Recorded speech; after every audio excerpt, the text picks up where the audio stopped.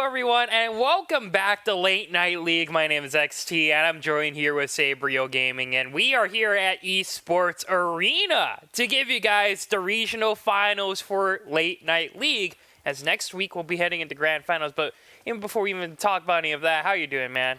I am honestly just really stoked and excited to be here for another night Late Night League. I've been missing it, and I'm glad to be back. Yeah, it's been a while since me and Sabrio have been able to take the couch to give you guys a cast. You know, Yasuo and Sealcast, you guys been doing great, but now we get to take the spotlight here. I'm kidding. I love you guys, but Boys back. but either way, we're going to be heading into Late Night League today with our regional finals, as we're going to be determining on who's the top dog in the Central and Western regions here. I just want to let you guys know right now who's standing on top of the Central region, the Asian Imports, and otherwise in the West, it's going to be Fruitling and the E-Boys, and these two teams are your teams you want to look out for to see who's going to be able to make the grand finals next week. Once again, it's going to be that best of 5, and Sabrio, very excited to see which teams are going to be coming out on top today, as we are going to be heading into our first game here, Boomba versus the Unlucky Dreamers.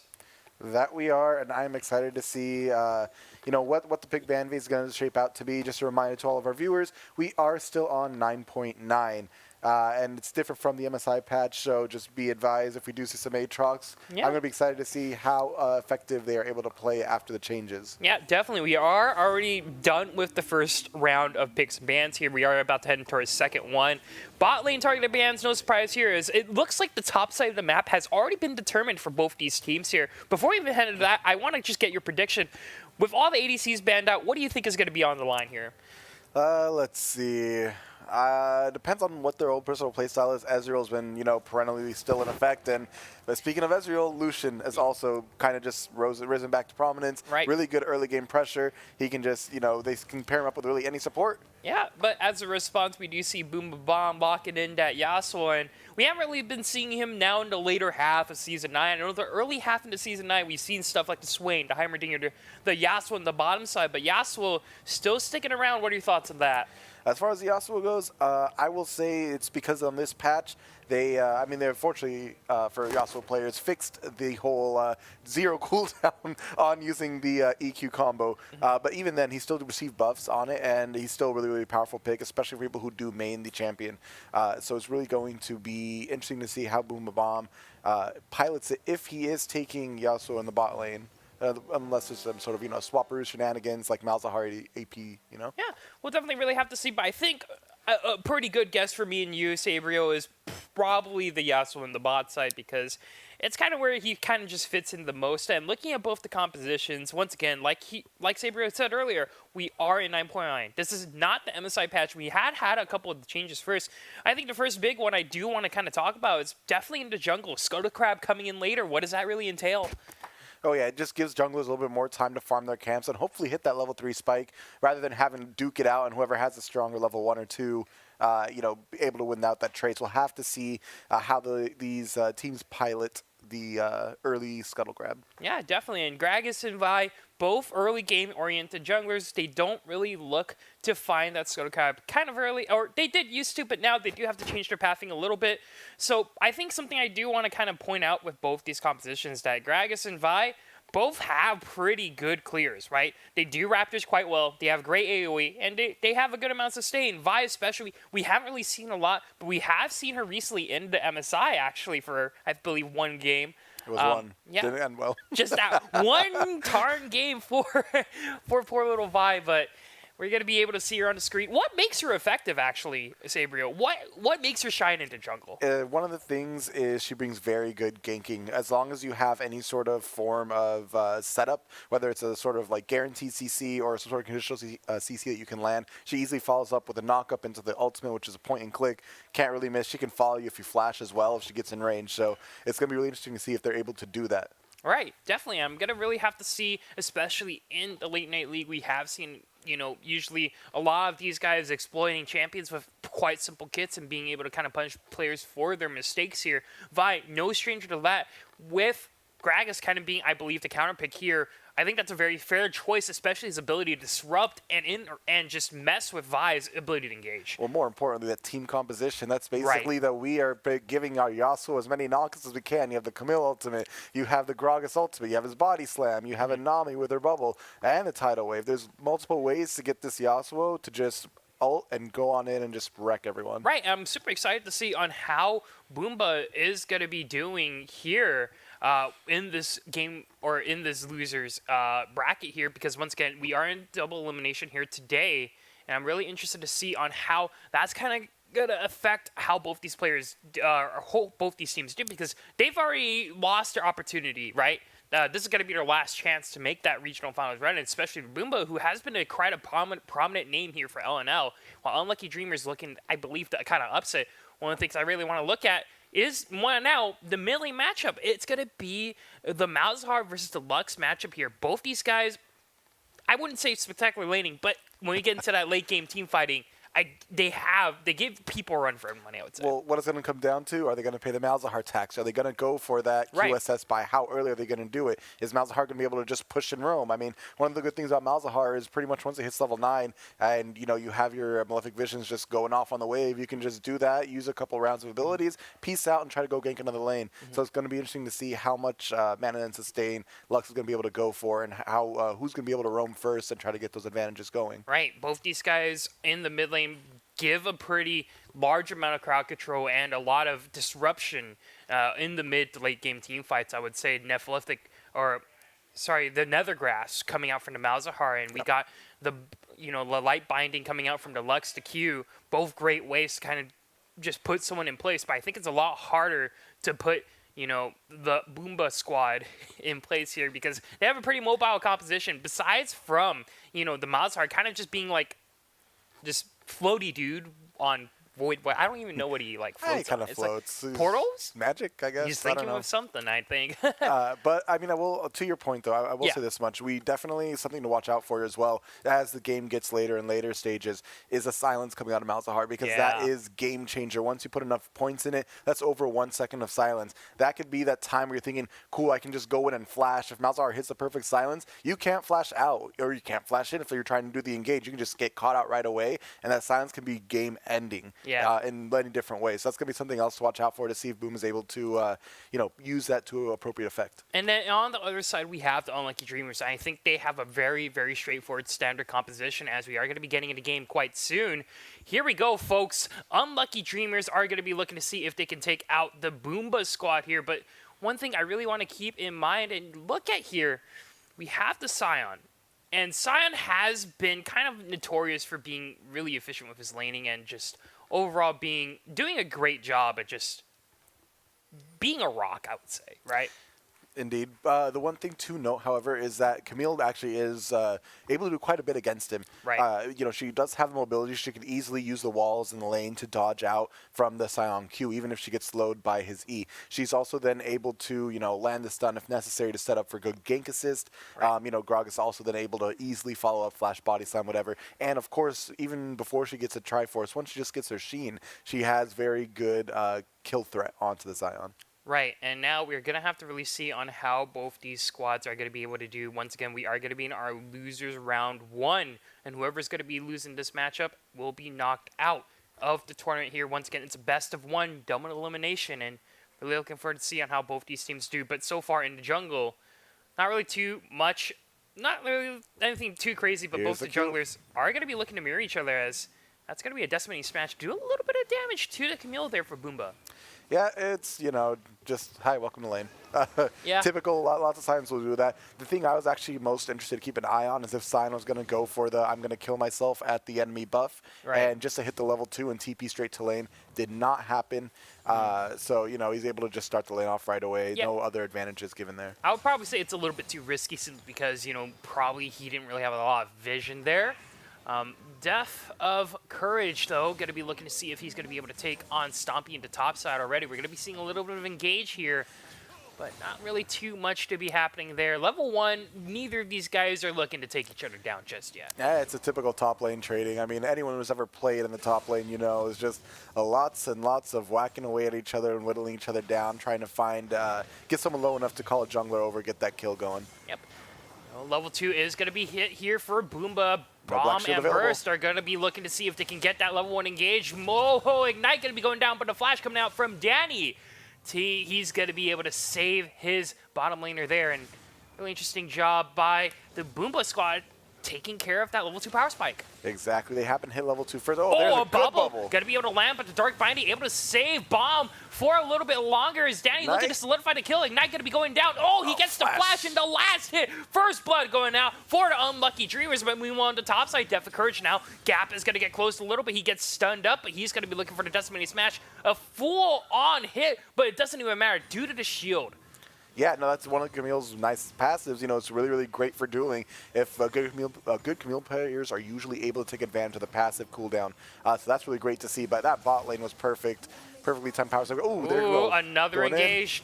Death of Courage doesn't respect the Q flash coming out for Stompy and Booba. Trade one back 1-1 right now. We are looking to be in a very exciting game, but here we go. Vi's coming in for a bottom lane gank, but a flash away from Boomba Blood. He's going to be able to get that one. Yeah, there's definitely a good flash away and necessary as well. That would have for sure been a kill.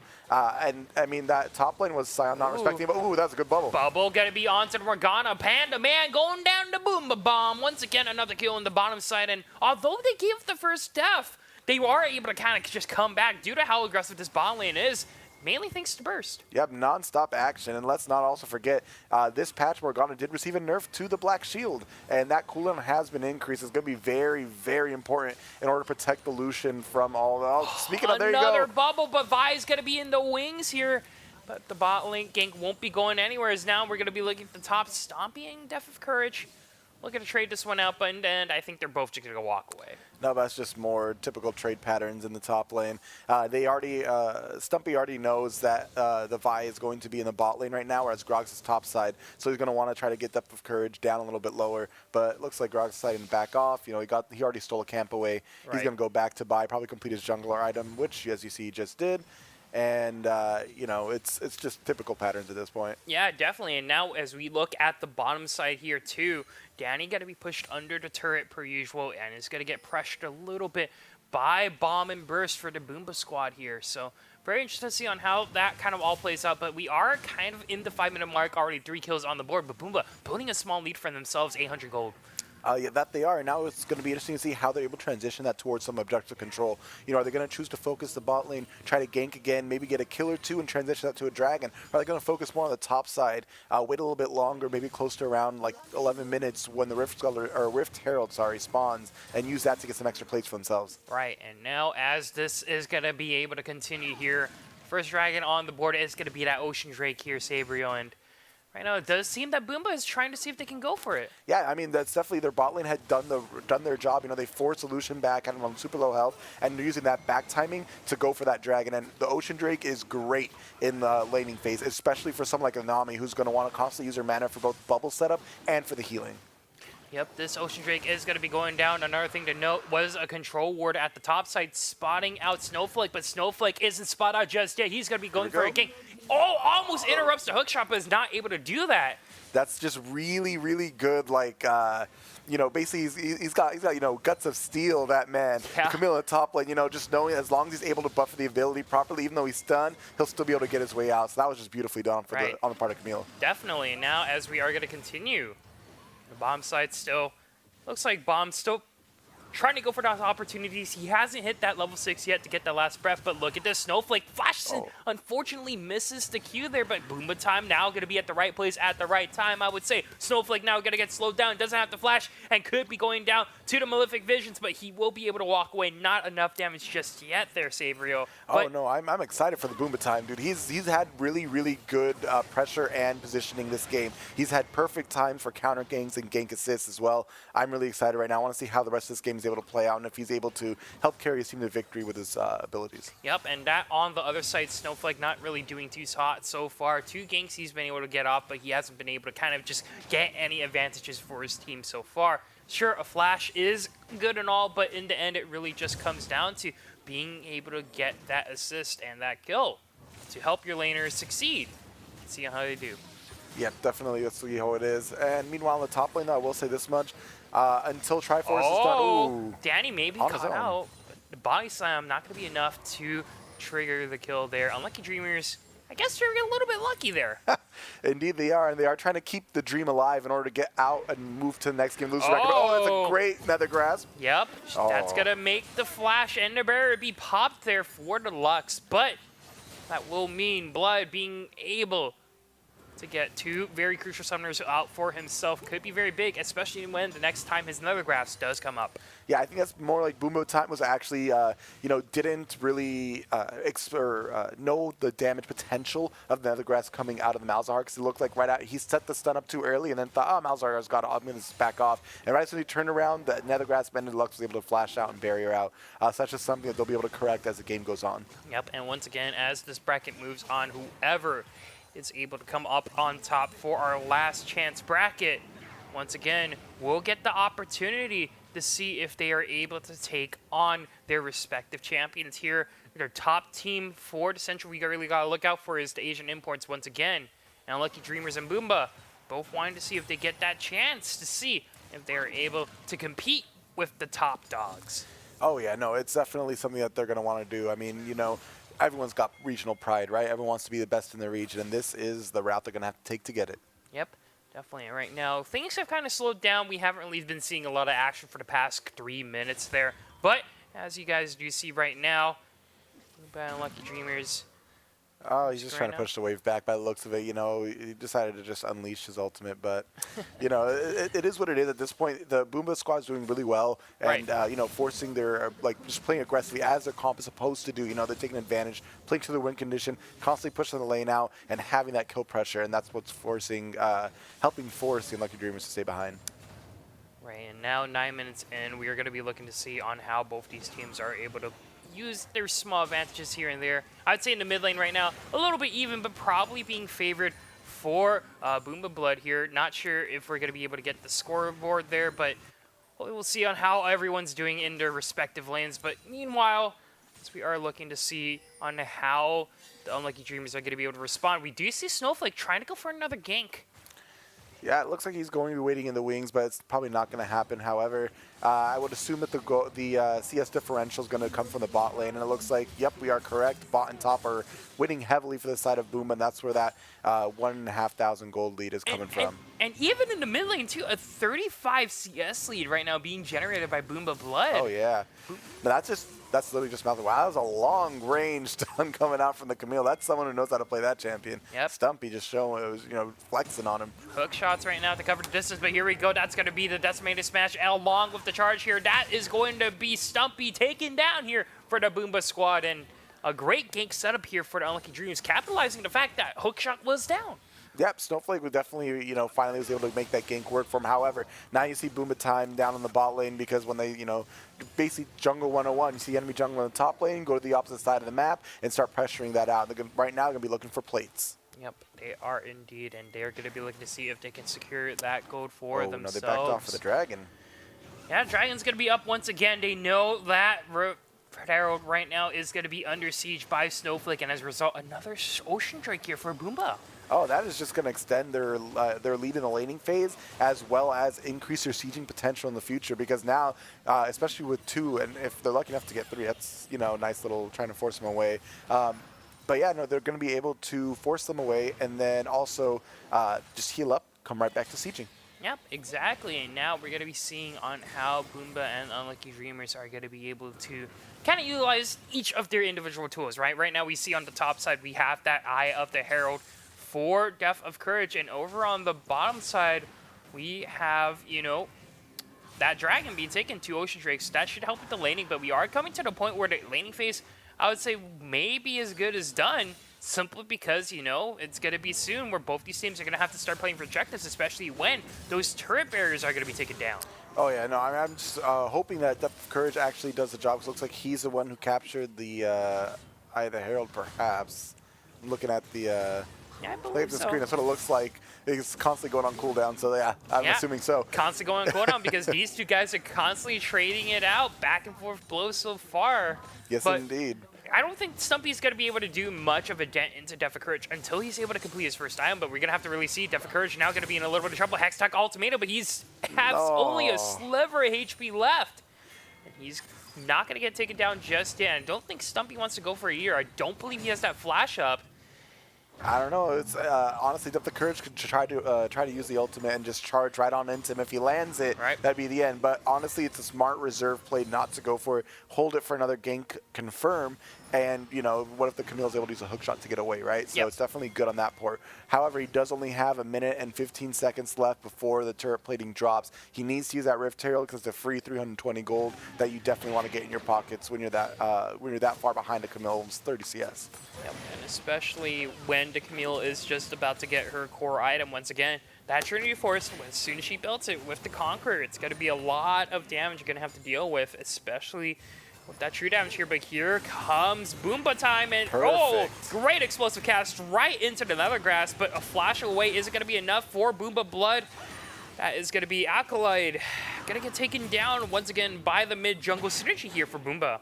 Yeah, that was almost perfectly played. The only thing I would say, the only bad thing I think of would just be that the stun was used, or the body stun was used a little early from Boomba time. Almost let the Lux get away, but other than that, it was perfect ultimate. That cask put her right in range of the Nether Grasp.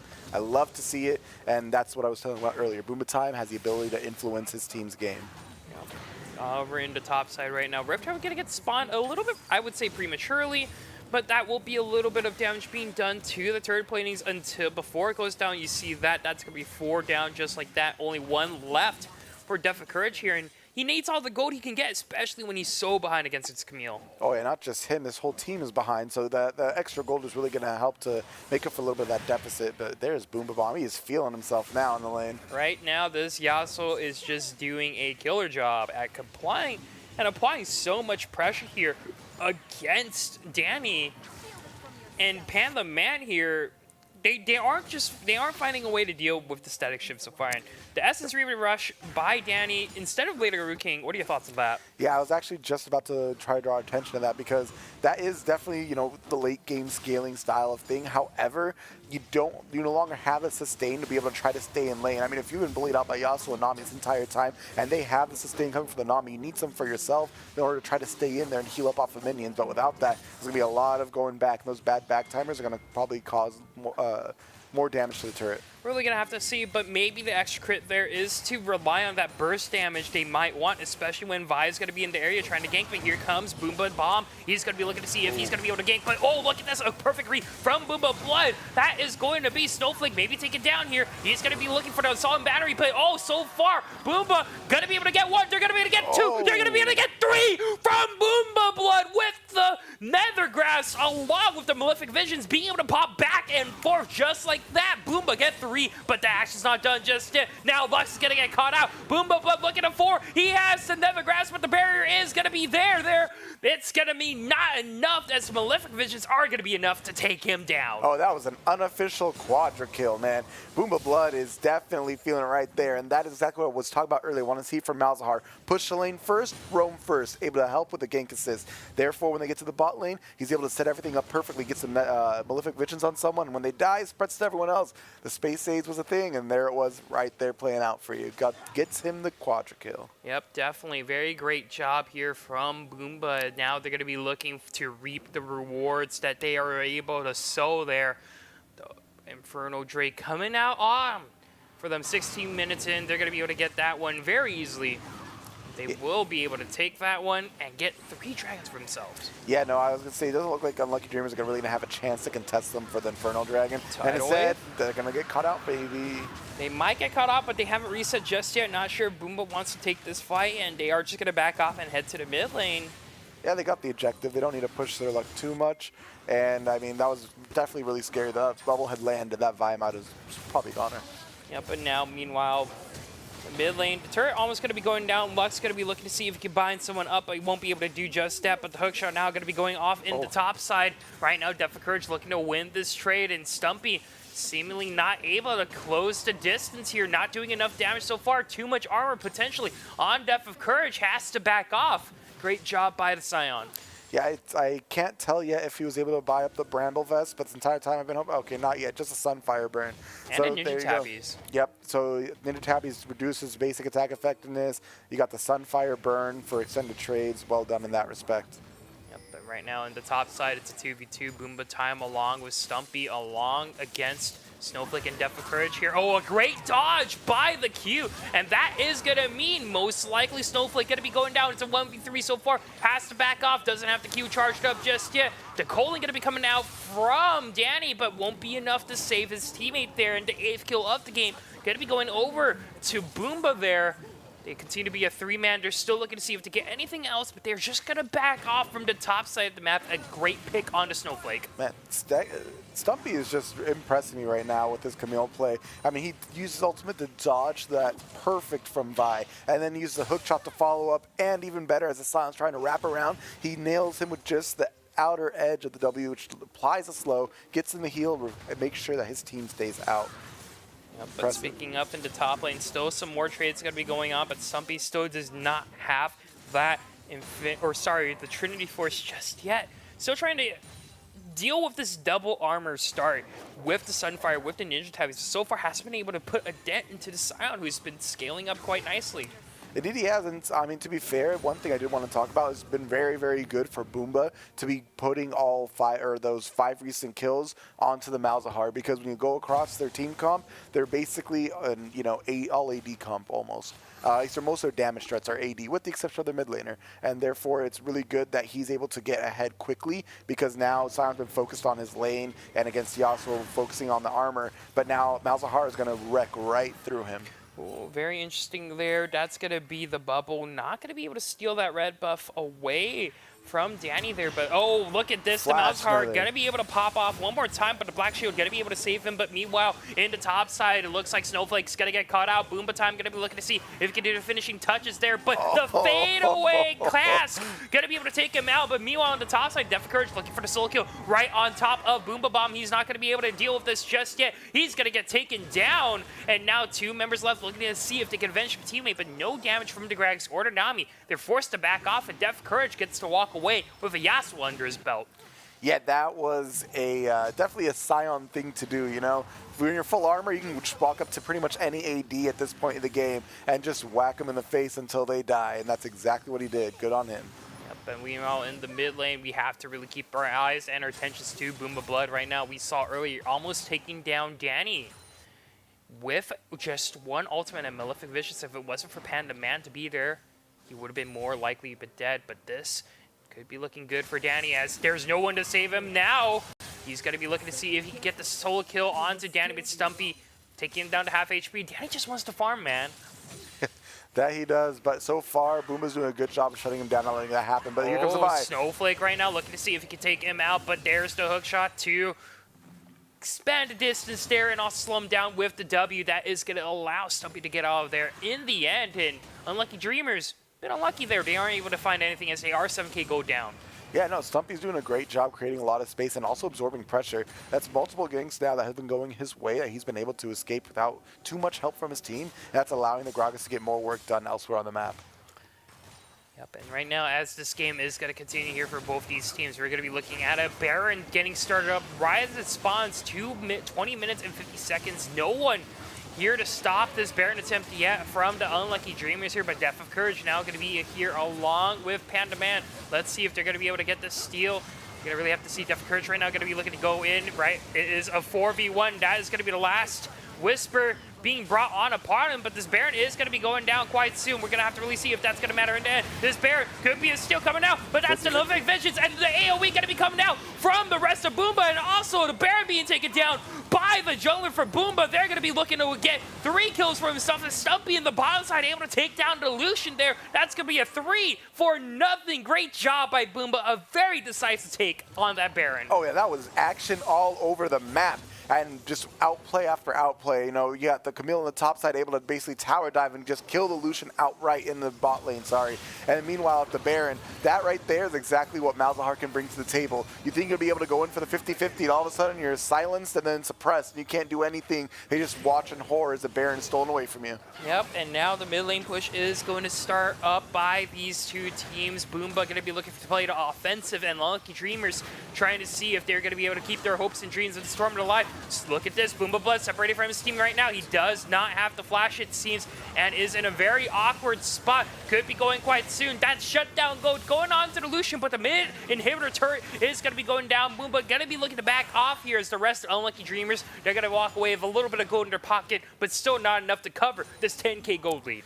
No, definitely. That was Boomba Blood stepping out of line for sure. He was a little too far forward. He didn't have his summoners up, and in the end, he just decided he was going to try to go for the kill since he knew he was already dead at that point. But at the same time, good on Lucian for capitalizing on that. Danny definitely needs the goal. He needs to keep ramping up and try to turn into a threat later on and try to get some picks on some of the squishier members of Boomba. Well, right now, the third Ocean Drake is going to be up and ready, but Unlucky Dreamers may be looking to respond. It is 4v5 right now. Boomba Blood is not going to be in the position to do anything about his tidal wave. Going to be able to knock up a field, but now Depth of Courage, it's looking like he's going to be the target, but Levi going to be going in. Hextech Ultimate going to be down on the ground, but look at this. Snipe going to be coming out from the Lux here, but last breath going to be on to Snowflake, as right now it looks like Boomba Blood trying to teleport in. Double kill right now, coming in for the Yasuo, looking for the triple, looking to see if he can get that crit, but the decimating smash going to be able to take him out. But meanwhile, the teleport coming in from Boomba Blood going to be able to get completed, and Danny T is going to be down for the count one more time. This Ocean Drake still looking to be forward in the side of Boomba, but look at this, another grass onto the Scion. He doesn't have a lot of match resistance right now, and Boomba Blood looking to see if he can turn him down, but won't be enough just yet. He's going to be able to walk away from that one, and Boomba going to be looking for that Ocean Drake.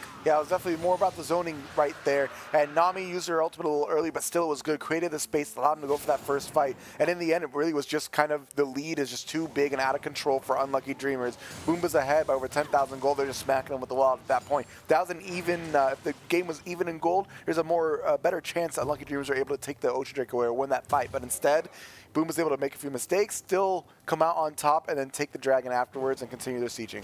Yep, right now it looks like Boomba now at the top lane is going to be the name of the game. Still 3 turrets up on that side of the map compared to the rest. Bottom side, I believe there's only 1 turret available, but the inhibitor turret is still a little bit hard to push in here. So Boomba, very good call for them, going for that standing gold and just looking to accelerate their lead even further and make themselves more unstoppable. Yeah, definitely. I mean, you look at the map right now, you just think, okay, so Unlucky Dreamers, basically all that's left is their base. Wait, but look at the top lane. We have 2 outer turrets still left. Oh, look at this. So Stumpy right now has caught a Lucian off guard. Danny does not have the damage to deal with this. Hextech Ultimatum going to be out on the ground there, and he's not going to be able to survive there. To split push, Camille takes another prey as top turret goes down to the rest of the Boomba, doing a 4-1. Yeah, no, it's honestly, Danny really needed that Blade of the Rune King, I think. I mean, he doesn't have the statement. Here's a fight in the top lane again. Yep, last ref right now onto the Vibe, but the Scion is going to be the target here for Boomba Blood. The magic resist once again not playing out to this Fed of Malzahar. He doesn't care how tanky you are in the end. He's going to be able to shred you down to nothing. Oh, absolutely. And now that the meat shield's out the way, they can really push in. There's not much anyone else can do. Speaking of pushing in, there it goes to Gragas. He's going to be going in, but rooted up by the Black Shield coming out from Panda Man. But now Boomba Bomb looking to see if he can do a little bit of damage there. Misses the Whirlwind. Won't be able to knock anyone up. Dark Binding lands onto the Gragas one more time. But overall, in the end, good kiting back from Unlucky Dreamers, but once again, they have to concede this tower and maybe Inhibitor. Well, speaking of unlucky, that's a triple ocean. This team can easily just walk away, regen after 5 seconds, and walk back up. Without their meat shield Scion, there's not much Unlucky Dreamers can do. But now that he's respawned, we can see there's a good defense for the base. Yeah, bottom side right now, gonna get taken out by the Camille split pushing there. There's only one more inhibitor left for this team here. Unlucky Dreamers trying to see if it can defend against this, but maybe a last stand could be under the mist. That's going to be the Malefic Visions onto the Scion, already going to be at half HP as this inhibitor is going to be able to fall quite shortly, and there it is. Boomba now going to be looking to see if it can do this touches, but Gragas going to be the primary target, but Tidal Wave onto a couple targets there. Malefic Visions on the Nethergrass onto the Scion there, and meanwhile on the backside, that's when Camille going to be able to clean up another kill. Right now, 2 kills down, and no, the Lucian going to be able to take one for himself. Boomba Bomb not going to be able to live here, but will he be able to survive against the rest of the members here for Boomba? Still 4-on-4. Very tight and close game, but with the bubble right now onto the Lux there, but Devi's going to be able to go in. Gragas maybe in a little bit of trouble being in the back line. No one going to be down just yet, but the rest of Boomba looking to see if they can close the game here just yet. Here comes Devi. He's going to be going in, trying to see if he can take anyone now. Won't be able to get anyone just yet, but Boomba are looking to close out this game here and continue their losers run. One more hit will do it, and only a 1-for-1, but at the cost of a Nexus. Boomba will take that game 19-8. That's right. Boomba is going to be moving on into the loser's bracket to play the loser out of the winner's bracket semifinals. Man, that was definitely an explosive end to the game right there. And you just saw what the ability of Triple Ocean Drake can do for your team. You can just continue your siege nonstop. Continue out of that. Back up a little bit, regen, go right back into it. Yeah, not only just this Triple Ocean, but the rest of the Boomba squad playing out perfectly there. They didn't really drop or make any mistakes overall towards the laning phase, and overall they were able to clinch that victory pretty convincingly, I would say, by these guys. So very, very nicely and well done by Boomba to move on to the losers semis. But we are going to be heading into a quick commercial break to see if we can get our next game set up. Once again, my name is XT. I'm joined here with Sabrio, but the night is still young. We have plenty of games left to cover, and we're going to be bringing that action to you quite soon. Stay tuned.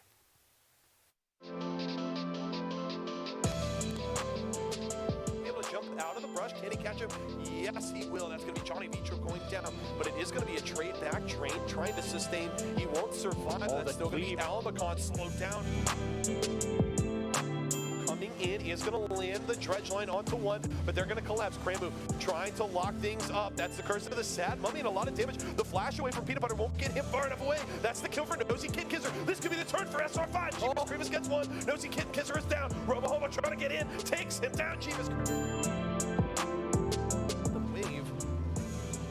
Anivia with Mountain Drakes always carries so much damage to these neutral objectives, so if they manage to pick this up, they're going to be able to take down the Baron so gonna quick. Lock them off. Beastland's going to fire over the wall, but that's going to be the Mountain Drake secured. Glacial Fissure will lock up Wacky Strawberry, and Beastland's over into the pit. Is getting a lot of damage, and down goes Bear King. This can be big trouble. God Squad going off. More shoes is low, forced into egg form. That's an undead Draco Ham that isn't going to do enough. That's the... Back away, they're going to have to. Ben Dodgen has to leave the pit. Kenazito is here trying to get out with the damage. They're going to flash it aggressively. They take down the Jin. Wacky Strawberry going to lock him down. Bear King's here. The steal! Asian Imports get the Baron. Can they get the fight? Ben Dodgen getting damage down. Bear King still alive. Asian Imports, they've got to back away for the moment. That's going to be the snare and the deletion. Ben Dodgen is down. That's no smite for God Squad. This could be big trouble. The Orin Horde comes out, but it doesn't do enough. A double kill for more shoes. And here comes Asian Imports. That's the triple, the quadra for the luck.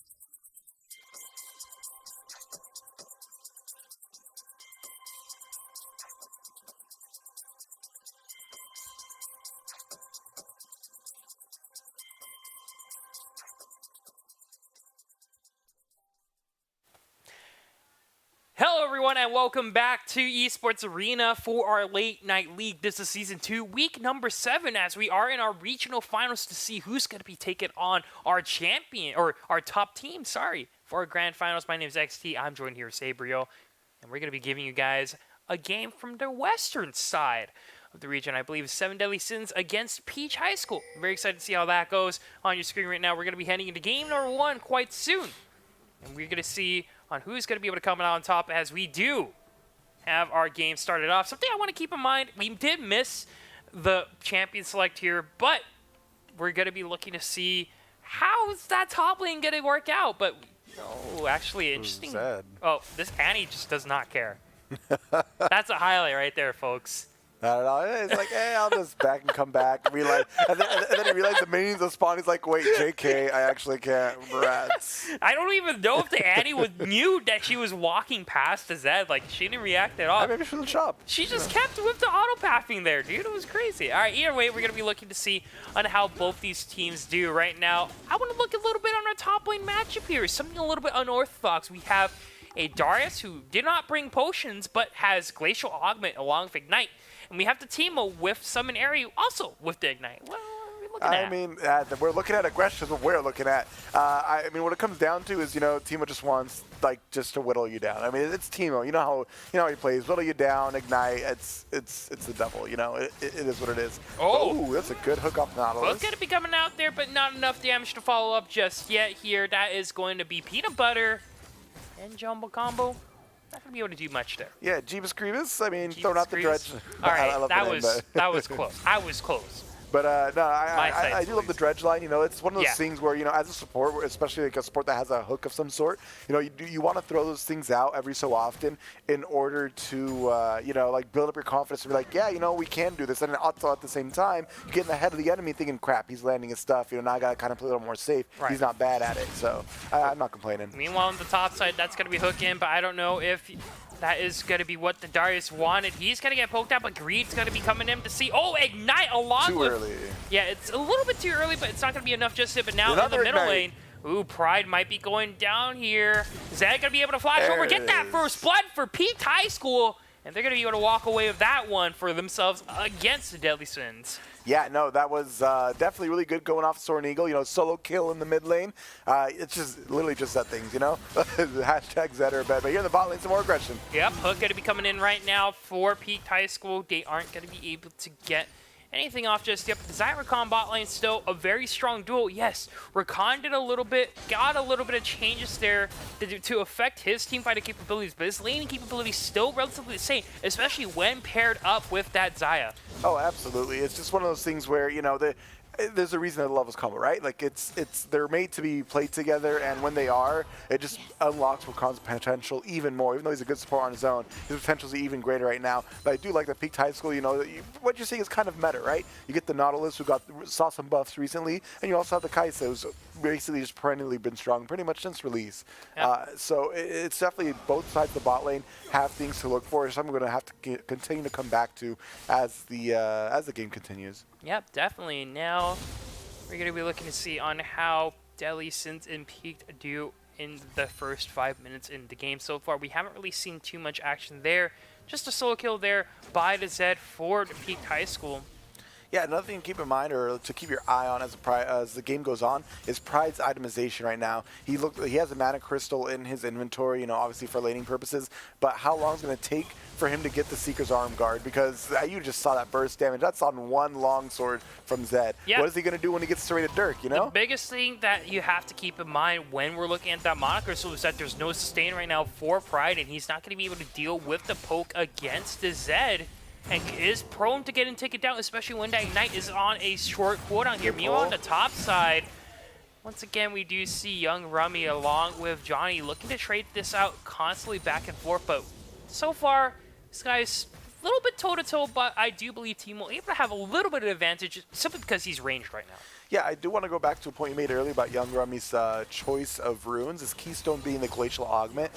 The reason behind that, at least in my opinion, is just, you get the extra slow coming off of your W as Xdaria, so that you're able to, when you get the pull, you get the good combo in, and therefore, you can confirm more damage. Ooh, speaking of the pull, though, a great two-man knockup right now. Gluttony going to be looking to see if he's going to be able to get a kill on to Peanut Butter, but won't be able to solidify that one for himself, and that will mean Gluttony and Sloth doing a great job in this bot lane so far, applying a lot of pressure, but both summoners down for Peanut Butter.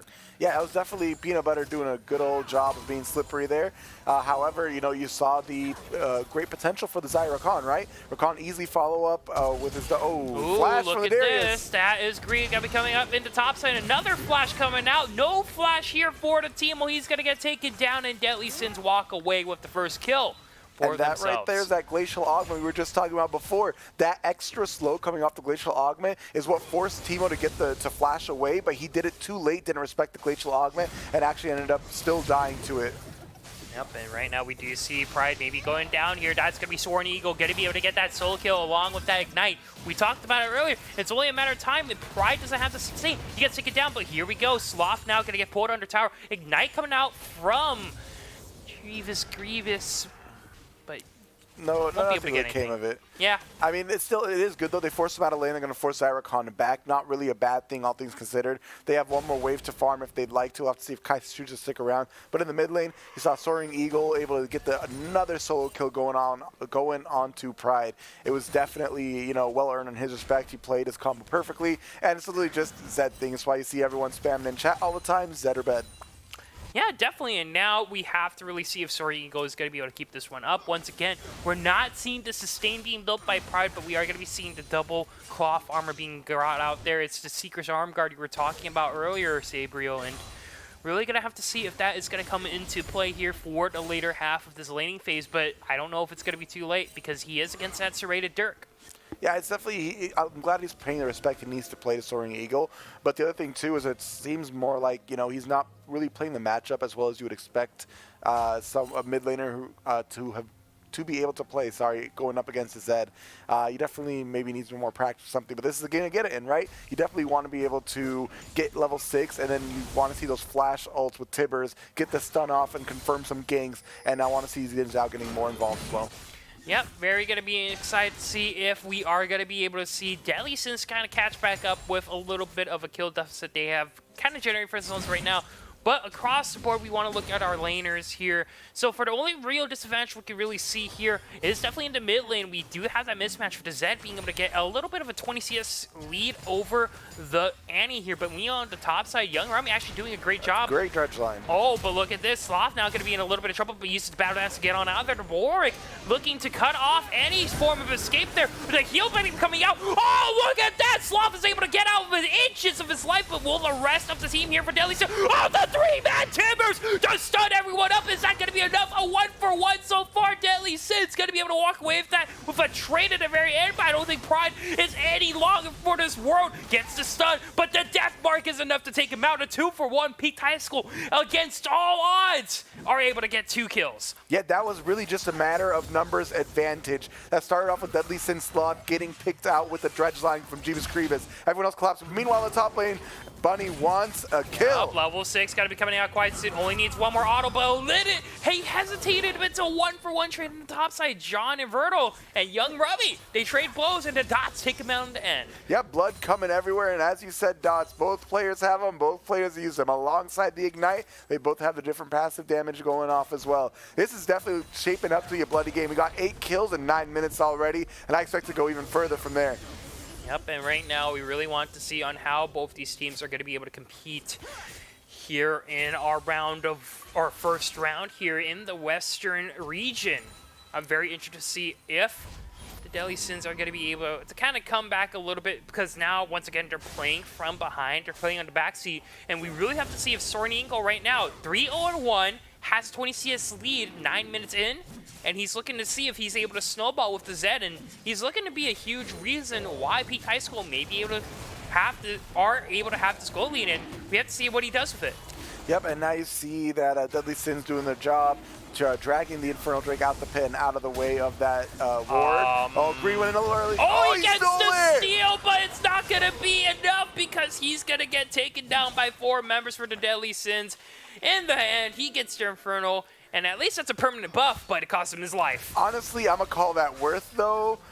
If anything, only because Infernal just plays so well as the game goes on. Just so much for their team in terms of scaling, and their team does have some scaling in them. And you definitely also want to keep that out of the hands of Peaked High School, because you'll just be accelerating Kaisa, and Kaisa is one of the best late game carries.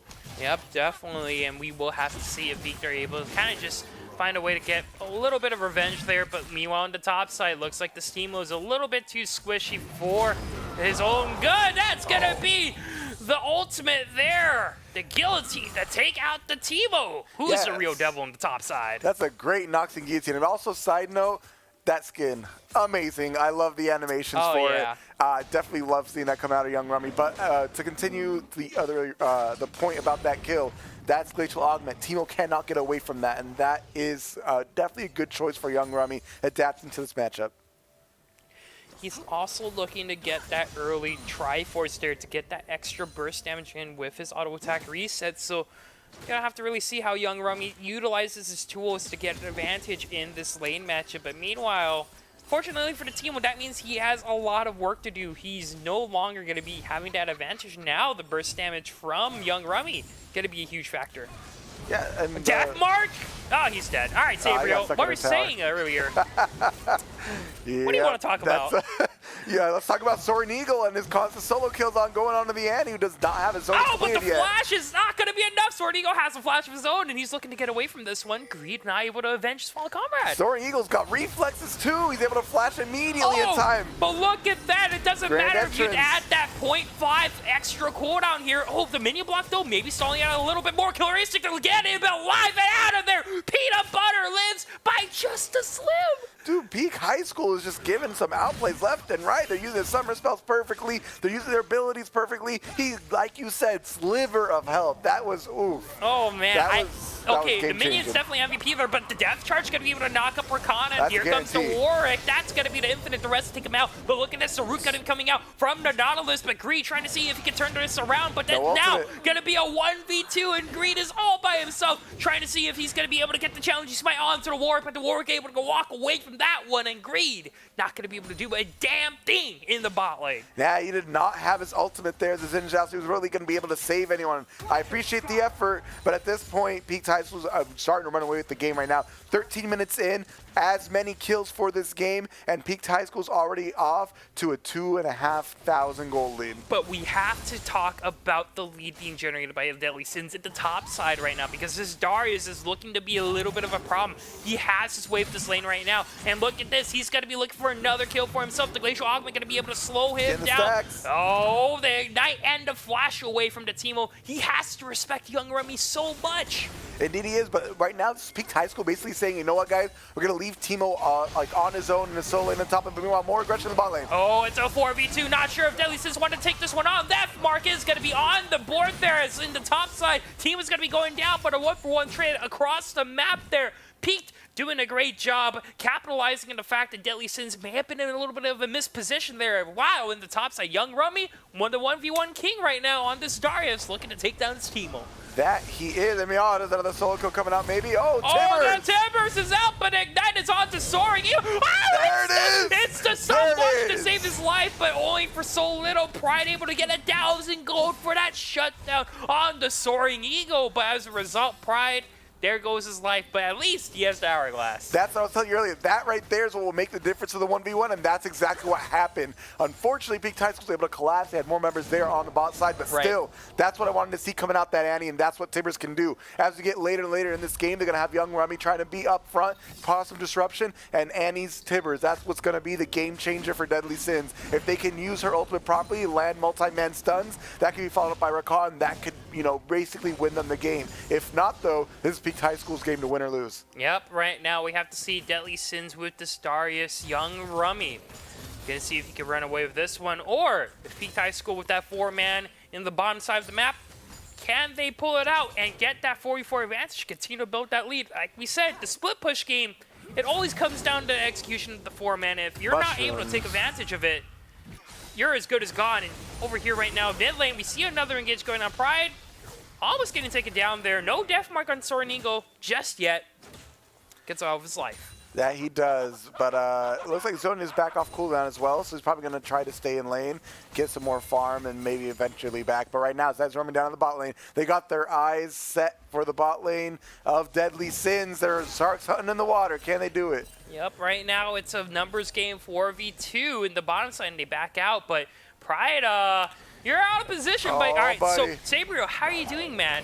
This is. He gets the stopwatch. Yeah, he's dead, but I he's mean, gone. he dodged one ultimate, but when you got that many people there, he's not. It's like, what do you do? Coming up. I mean, yeah. What do you do? It's as you said, positioning error from Pride. I mean, it's one of those things where when it happens, you're like, well, yeah, I know what I did. What do you do? Yeah.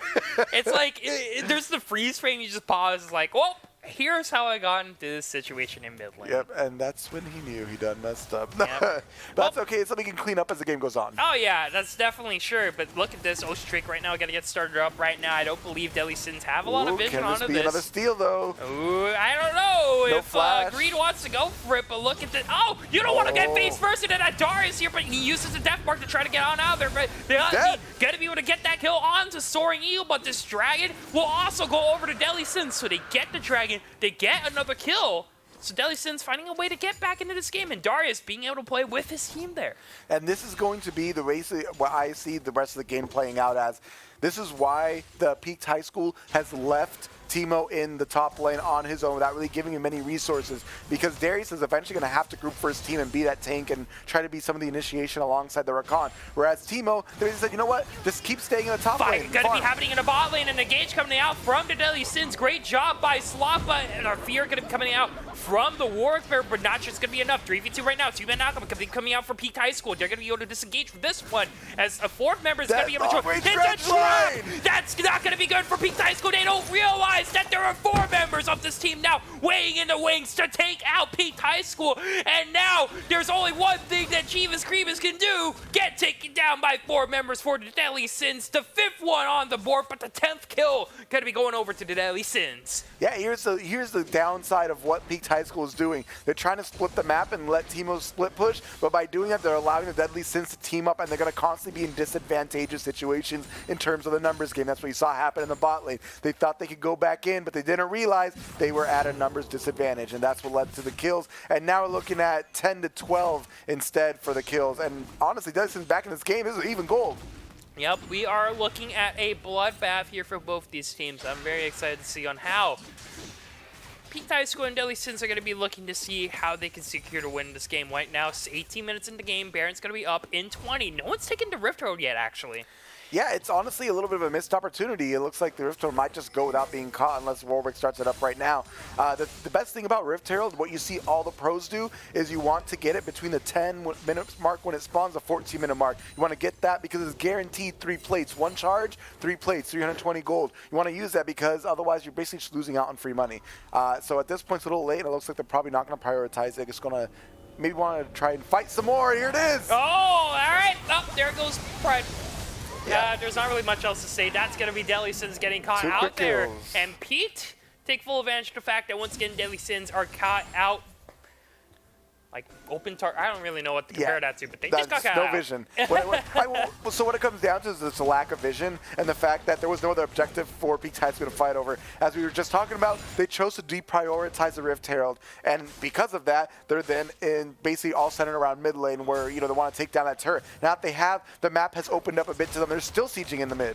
Yep, right now this mid turret looking like it's going to get taken down. No one else from Peaked High School able, or Peaked High School not really too worried because no one else from Deadly Sins are able to kind of just counteract here, but they are providing that split push pressure. The bottom side, they're up against the Soaring Eagle, who's looking to collapse on the rest of Deadly Sins right now, as Darius was also by himself in the top side, but isn't good. Oh, Battle Dance to get on out of there, and what do you do against that? It's not Rakan, the Lover's Duel.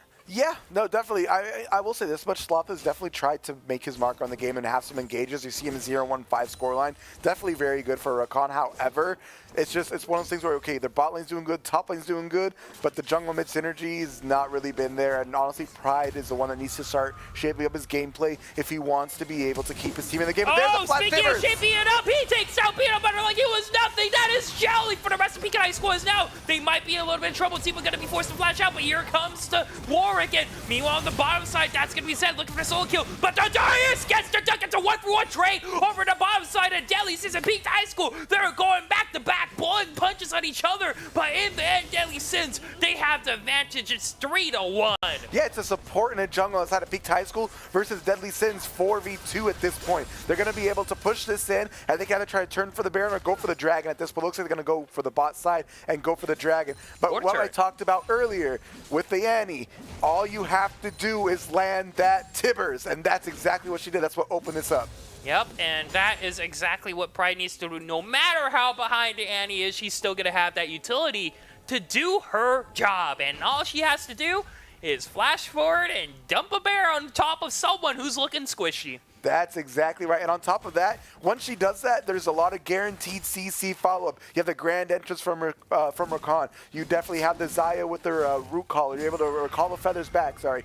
There's, the Darius can then land his hook on top of them and just slow everyone down and get some massive Qs off. There's a lot of good follow-up to this. So honestly, I want to see Pride doing the setup rather than the follow-up. And if he's able to continue to do that, this game is actually still anyone's game. And the biggest thing I really want to keep out or is to kind of just point out, Young Rummy doing a great job at neutralizing Soaring Eagle. It was a 1v1, 1-for-1 trade, but you don't want the Zed in that fight because you take down one of the carries, and it's just the Zed that's left.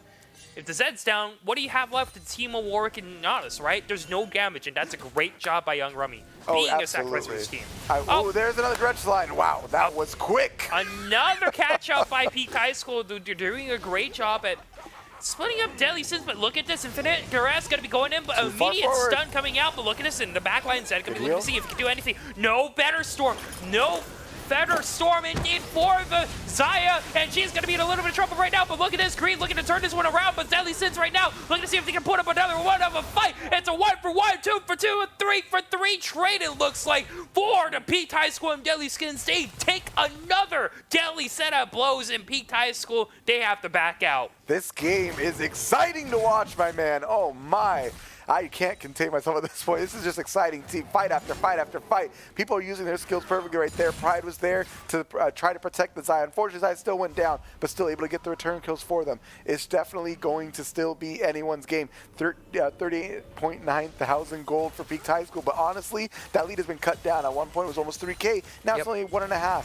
Yeah, and the biggest thing I need to point out here is that the difference between these two teams is the fact that, well, they haven't been able to get any objectives on the board so yet. Yes, we're getting all these death counts, but we haven't been able to see any of the teams capitalize on the fact they're able to get that advantage with the death counts. And as a result, we haven't really been seeing objectives being taken, turrets getting taken down. Deadly Sins only has a real 2-objective lead with the Dragons. They're able to get it up for themselves, but they're looking to get a turret finally, but Young Rummy looking like he's going to get stopped in his tracks. Once again, Deathmark going to be going down. He's going to be looking to see if he can turn this one around, but he will not be able to as he's taken down immediately by 2 members of Peak. And now Deadly Sins are in a 4v5. They're looking to see if they get this Dragon, but I think they have to back out here because they don't have the 5-member team here to deal with this Dragon taken. Peak right now looking to see if they can take this one, but that's going to be an engage coming out from the Nautilus to see if he's able to stall it out. But that's going to be the Dragon needs to get down at the cost of the Nautilus' life at 3-4 right now. But Pete, they're actually on the retreat. They respect this 3-man from Deadly Sins so much. What in the world? What it is that Xayah has been. Oh, he gets a 3-man root. Oh, that was so good. Yeah, no, that feather call was insane. But this is what happened right there. What you were asking about was the fact that Xayah's been slowly but steadily scaling, sitting on 2 items, building towards a 3rd. She is definitely able to do the damage that you're seeing being done right now. There's Deadly Sins are still definitely in this game, and now it's still, again, 1,500 gold lead. The most important thing to note is this gold lead is not ballooning out of control for Peaked High School, so therefore Deadly Sins is going to be able to stay into it. Meanwhile, Zed did buy the Edge of Night for the Annie stun, so we'll have to see if Annie's able to catch up. Flash not up, though. Yeah, Annie's just not going to be able to get that at all, Sabriel. She's a little bit too slow, I guess. Her leg's not exactly the largest, but oh, look at this. That's going to be Warwick right now. Going to be popping fear right now, but here comes Adarius looking for the dunk. Look at this, Sabro. He's going to be looking for it, and no, it's actually going to be, oh, the Zen doesn't get the death mark because that is going to be the Deadly Sins getting 2 kills for the Trouble on the bottom side and a turret. That's what we're talking about. Want to see Pride shape up, you know, kind of like wake up and fix his gameplay. That's what he's doing, and they're using that pressure to go for that Baron. Let's see if we're going to be able to take it. It looks like they are. There's no one. They don't even, honestly, it looks like Peak High School doesn't even know what's going on right now. Yeah, I think Peak understand that they have to get this one up. It's just a team right now on the top side, and they have to defend this bottom side here. That's going to be Baron taken down for 25 minutes, and we're talking about who's going to be the team to pull the trigger? Who's going to be the team to finally get that lead? Looks like it's going to be Deadly Sins right now with that Baron being taken early on in the game, 25 minutes in 2020 scoreline. Oh, yeah, no, this is Pride shaping up, like we said earlier, shaping up his gameplay right now. He has definitely recognized what his mistakes were earlier. He's starting to shore up those mistakes, and that's what's turning this game around right now. And that bot lane, he played that perfectly. He got the stun with the Tibbers afterwards, after they tried getting the gank off, and then he used his zone at the perfect time, forcing Zed to then use his death mark onto the Darius, who was still full health. There's always going to be able to kill the Darius at that point, and Darius did the damage while he was in zone. It's perfect synergy between the two. If they're able to keep this up, Deadly Sins could definitely win this game with the Baron buff. Yep, Deadly Sins right now looking to kind of siege it in. One of the things I do want to keep in mind, you don't exactly have the best wave clear, but they do have that Baron buff, so now they're able to push this minion wave into the turret. Top lane right now, Team is going to be looking to swift push, but look at this, 2-man still going to be coming out from Pride. That is going to be huge as Deadly Sins are going to be able to pop 2 members of Peak right off the map, and Deadly Sins looking to get an inhibitor. They might just actually go for the inhibitor and then rotate in the bot lane, or they might go for the end right now. Zed just barely backed, and they do have the CC to keep him locked down. Are they going to go for the end right now? 4v5 right now for both these teams. We're going to have to really see if this is going to be the last stand here for Peak. That's going to be a root in onto the Warwick. He might be in a little bit of trouble, might be dunked, but the infinite Thor is going to be able to get him on out of there. But look at this, Sworn Eagle has to use the death mark, but whoa, oh, he's going to be able to survive there, but meanwhile, the rest of the team for Deadly Sins, they're going to be looking to close out the game, but look at this, Peak High School getting taken down one by one by one by one. They might not be able to do a dang thing, because now Deadly Sins are looking to close out the game, but here comes the bottom lane for Peak High School. Peanut Butter, he's looking to see if he can turn this one around. The rest of Deadly Sins are going to be on the retreat, and they're going to be able to live to fight another day, but the damage has been done, Sabriel. That they have the Peak High School's bases in shambles, open and exposed. Nexus, just Nexus, not even Nexus turret, sorry. Literally just the Nexus exposed. Right now they can just push up the bot lane and then try to take that out, maybe take a second inhib, and then end the game from there. And that was all off the back of Pride, once again, going in with the flash and the Tibbers, getting the stun, able to secure the kills. That's what I said earlier. I want to see this man do for his team. Let him be the main engage, let everyone else follow up on it, and that's what can come of it. Absolutely crucial player right now for Pride, able to turn it all around. Lucky number 7's on our screen right now, 777. He's hit jackpot on this Annie as he's able to constantly find engages here for the Deadly Sins and Peak High School. Yes, they have the damage. Yes, they had the advantage, but not anymore. Deadly Sins, 2K gold lead, but they're not out of it just yet. Oh, here's the death mark. Nope, oh, but the feathers start to stop and things. And there's the rest of the team here for the Deadly Sins to back up their bottom laner. And Soaring Eagle does not get the solo kill. However, he did get the summoner spells out of his eye, and there's a death brush. Are they going to fall for it? Oh, no, they're actually going to be going on to Pride, but the Zonias are going to be there. You have to get out of there. Here comes the Timbers, and the rest of Deadly Sins are looking to patronize and destroy Peak High School. They're going to be looking to get another kill for themselves, and that will be a quick 3-for-1 exchange, 4-for-1 exchange. They're going to be looking to break this game open and end it right here as the Nexus is wide open and exposed. That's Annie for you. Went from being like 0-5 or 1-5 to now sitting at 9-8-9. This man has brought it back for his team right now. And Zed's going to sit here. Oh, can he kill Zai? Yes, he can. He's going to be looking to see if he can get the double kill in the bottom side. He most definitely can, but look at the mid side right now. They're running it down, man. They're looking to end it right in front of Peak High School. There goes your Deadly Sins here. Peak High School not going to be able to get the game right there as the Deadly Sins take it over Peaked High School. And what a roller coaster of a game that was. That was definitely started. At first, we were just kind of like, okay, it looks like Peaked High School kind of got this in the bag right now. They're going ahead. They're getting their, they're checking all their boxes. They're doing well. And all of a sudden, Pride decides, hey, you know what? Why am I playing like I'm in Iron? It's time for me to make some plays like I'm in Diamond. What does he do? He starts shoring up his mistakes. He starts getting the stuns with the Tibbers. He's starting to shape things up for his team, and that then opened the window for them to just blow the game wide open. Yep, great baits there from the Delisons. I think Peaked High School kind of fell for that one. Just the prank bro, Pride says. He pops the zone. He just said, better luck next time, as the rest of Peaked High School just gets taken down right in front of their faces. Very well played from Peaked High School, honestly, as I would say a very, very good comeback coming out from them. Because you got to remember in the early game, it looked like it was going to be on the side for Peaked High School. Oh, yeah, no, they had a great early game. What it came down to then was just the differences in compositions, right? They decided to leave the Teemo by himself on the top lane and split push. But the thing is, that's cool. But now you're looking at a 4v5 disadvantage throughout the rest of the map, and Darius was able to play a much bigger role in this game than Teemo did. Yeah. Teemo honestly basically did nothing this game, and that ended up causing the difference. Yeah, and Delisons finally realizing their strengths of their composition. They're going to get their best player on the team to group up with them. And lo and behold, Darius is just being able to provide so much pressure back and forth. And at the end there, Delisons, they're going to be able to take that one off the hands of their team, as they all played very, very well. But over here in the Esports Arena, we are going to take in a little bit of a break. We've had some action in the Central Region. We had some action in the Western Region. And we're going to have to see where we're going to be taken next, as we are going to see who's going to be able to challenge the top dogs here for week number 7 to see at the very end, myself, XT, and Sabriel, who's going to be able to take this one. Stay tuned, folks. We'll be right back.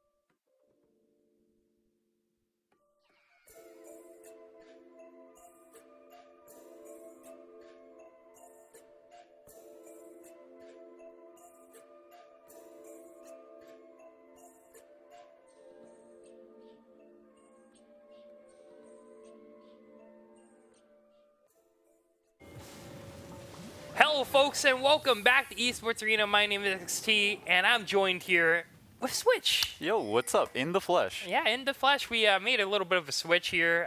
Sabrio swapped out with Switch here. And, You didn't want to say switch now? No, I'm not. I don't want to. I'm not that kind of caster. Okay, Switch. I'm not going to use your name like it's some kind of fun. Either way, we're looking at our screen right now. God Squad taking on Boomba in our losers finals here to see who's going to be able to challenge. I think we'll see who's in the winners bracket later, but we're going to see who's going to be able to survive the survive the gauntlet here. As God Squad has been brought down to the loser side of the bracket, and I'm very interested to see on how this goes out. But so far, let's paint the picture, Switch. What do you see on the screen? I mean, right off the bat, you could see the Dragon advantage. It's 2 Clouds, 1 Infernal, and 1 Mountain Drake. So quite a good grasp of the game, I would say, coming out from God Squad. They're already trying to position for Baron, and you can see the Vision War already starting here. Yep, the Vision War has indeed started. The lightsabers are out, but immediately put back in as both these teams right now are trying to see who's going to be able to get their hands on the Baron so far. Something to really look at when we're looking at advantages for the teams here. It looks like Boomba is going to be looking to see if they're going to be able to take their tempo of this game so far, because they got the scaling, you know. They have the team fighting while God Squad exists, but not as cohesive as a squad compared to Boomba, I would argue. Yeah, I mean, Azir is the only real good scaling, I would say, coming out for God Squad. Kalista and Aatrox do sort of fall a bit further down in priority, I would say, and as we say that, top tower is going down in favor of Boomba. I assume they would be having vision completely, or control completely of the map so far, but it's been going back and forth. Yeah, I mean, so far it's like kind of that tug of war we always do see on our screen, or here for League of Legends, when both these teams are neck and neck, when it's pretty fair to say that these teams have a good chance of winning a fight. They don't want to make any mistakes, and where does most of the mistakes come from? Being caught out of vision, but look at this. Nice. That's going to be the direct line. Not going to get anyone in, but here comes the ultimate there. So you're going to pull the dodge out of that, but the Call of the Forge God going to be able to knock out 3, and right now Boomba are going to be looking to see if they can take over this fight. No far so good. The Streamer Shuffle not going to be doing that much to the side of Boomba, and that's 2 down for God Squad so far. The rest of Boomba looking to get this one out, but Korean Banana in the backside right now looking to do some work as he is the world ender, as he's looking to see if he's going to be able to take anyone down. No, he will not.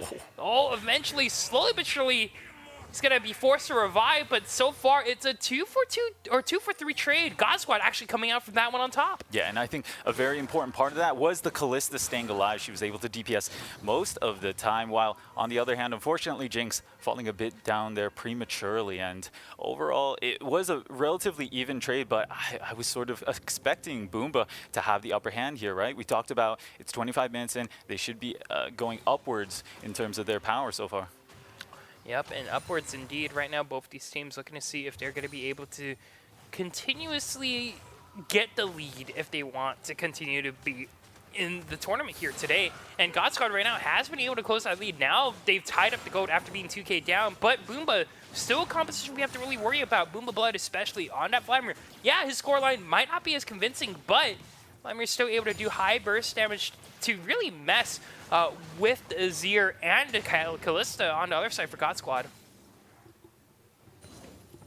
Yeah, gotta say, if we look at the compositions as a whole, I think you would be expecting most of the playmaking to be coming out of that Vladimir as well. You could see, though, the Call of the Forge God having a huge impact when you're starting up the team fights. So if you can sync the Vladimir and the Orn engage, I think you can get a really big payoff off of that. Yeah, another thing I do want to kind of point out, you really don't want to use your Nautilus ult on top of Boomba Blood, simply because he's going to be able to be in the pull form and just peace out out of there. So we're really going to have to see on how both these teams execute the compositions, but right now I believe Dragon is about to spawn. It's going to be Inferno.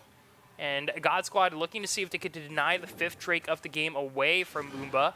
But we'll have to really see. Oh, looks like right now Kalista caught out, but no one. There's the hook. Yep, hook going to be coming out, but that's going to be a single and pull at the moment.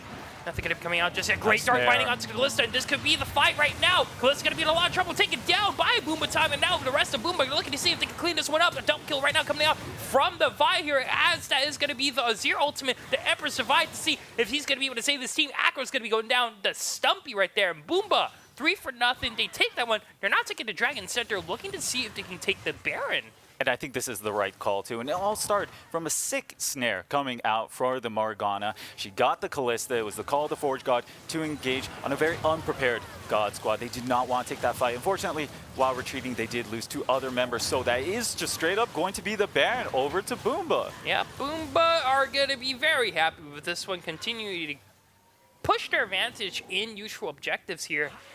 And right now, they're going to be looking to see if they are able to stick this pressure that they've currently generated on the side of God Squad, and it's looking really good for the rest of Boomba right now. They're going to be looking to push into top side and get some objectives for themselves. Yeah, everything according to plan, aside from the Vi straggling a little bit towards that Dragon side, but other than that, that is still going to be the tower, and yep, securing that Infernal Drake as well. I thought that Infernal Drake was actually going to be very pivotal.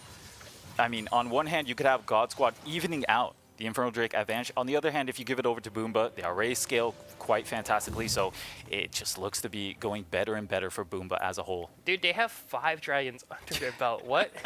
Like, really, what happened in early game for God Squad to lose every single dragon in this game? It's just, it's not a situation we want to be put in right now, but right now, Boomba, they are indeed happy with their current status, as they have, what, 5 dragons under their belt. They got the Baron buff, and they also have a Jinx and a Vladimir that are scaling up quite nicely. Yeah, and I would love to see a split push start to come out here. You could see them sending the Ornn already to the bot lane. There's still a tier 2 on that side, while you would keep perhaps a 4 strong on the top or the mid, depending on what they want to roll with. They could also do a 3-1-1. Yep, they can definitely do that. Indeed, a 1-3-1-3-1-1.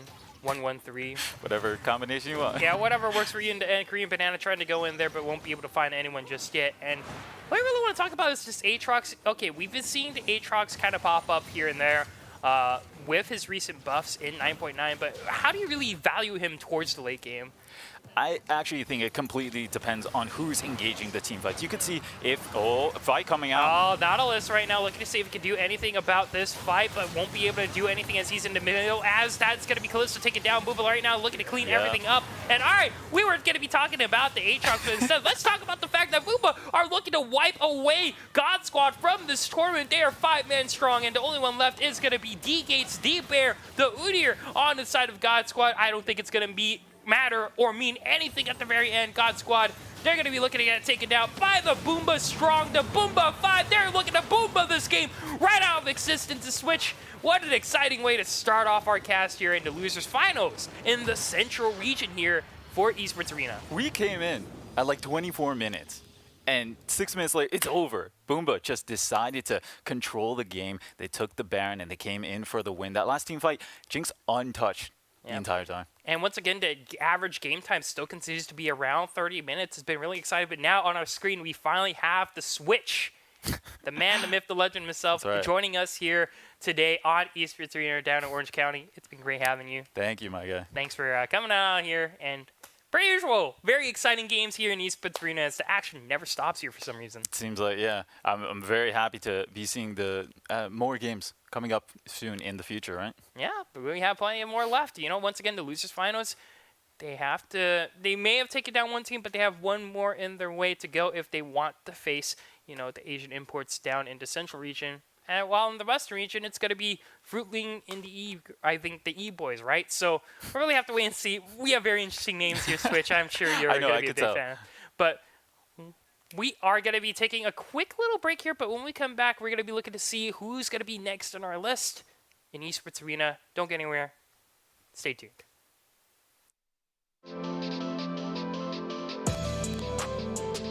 Able to jump out of the brush. Can he catch him? Yes, he will. That's going to be Johnny Vitro going down, but it is going to be a trade back. Train trying to sustain. He won't survive. That's still going to be Alabacon slowed down. Coming in is going to land the dredge line onto one, but they're going to collapse. Crambu trying to lock things up. That's the curse of the Sad Mummy and a lot of damage. The flash away from Peanut Butter won't get him far enough away. That's the kill for Nosy Kid Kisser. This could be the turn for SR5. Jeebus Grievous gets one. Nosy Kid Kisser is down. Robohomo trying to get in. Takes him down. Jeebus. Anivia with Mountain Drakes always carry does so much damage to these neutral objectives, so if they manage to pick this up, they're going to take down the Baron so quick. lock them off. Beastland's gonna fire over the wall, but that's gonna be the Mountain Drake secured. Glacial Vision will lock up Wacky Strawberry, and Beastland's over into the pit. Is getting a lot of damage, and down goes Bear King. This could be big trouble. God Squad going off. More shoes is low, forced into egg form. That's an undead Dracoham that isn't gonna do enough. That's the... back away, they're gonna have to. Ben Dodgen has to leave the pit. Kenazito is here trying to get out with the damage. They're gonna flash it aggressively. They take down the Jin. Wacky Strawberry gonna lock him down. Bear King's here. The steal! Asian Imports get the Baron. Can they get the fight? Ben Dodgen getting damage down. Bear King still alive. Asian Imports, they've got to back away for the moment. That's gonna be the snare and the deletion. Ben Dodgen is down. That's no smite for God Squad. This could be big trouble. The Orange Horde comes out, but it doesn't do enough. A double kill for more shoes. And here comes Asian Imports. That's the triple, the quadra for the luck.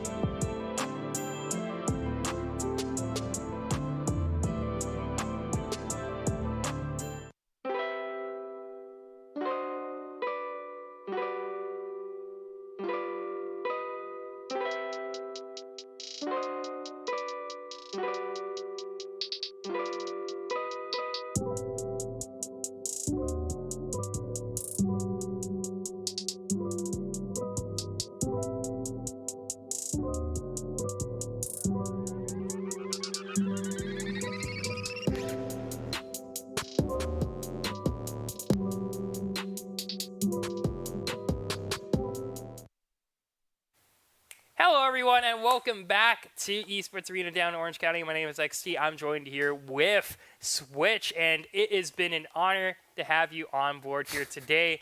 I'm very excited to see on how both these teams behind us right now are going to be able to take this picks and bans here, as Boomba Squad is looking to see if they could take down the Hurricane in our Central Region winner, or I believe grand finals, to determine who's going to face the top team in a best of 3 for the Central Region. Yeah, you can already see the bans taken away and the top 3 picks already off the table. I mean, Braum and Tristana, that says scaling to me. Yeah, you get that safety reinsurance from the Braum. You have the scaling with the Tristana, but I really want to talk about the Vi getting first picked here. Boomba time, we weren't able to see his early game with it, but Vi has definitely been a little bit more popular in solo queue. You know, what kind of I don't know. I just saw the Tom Kench.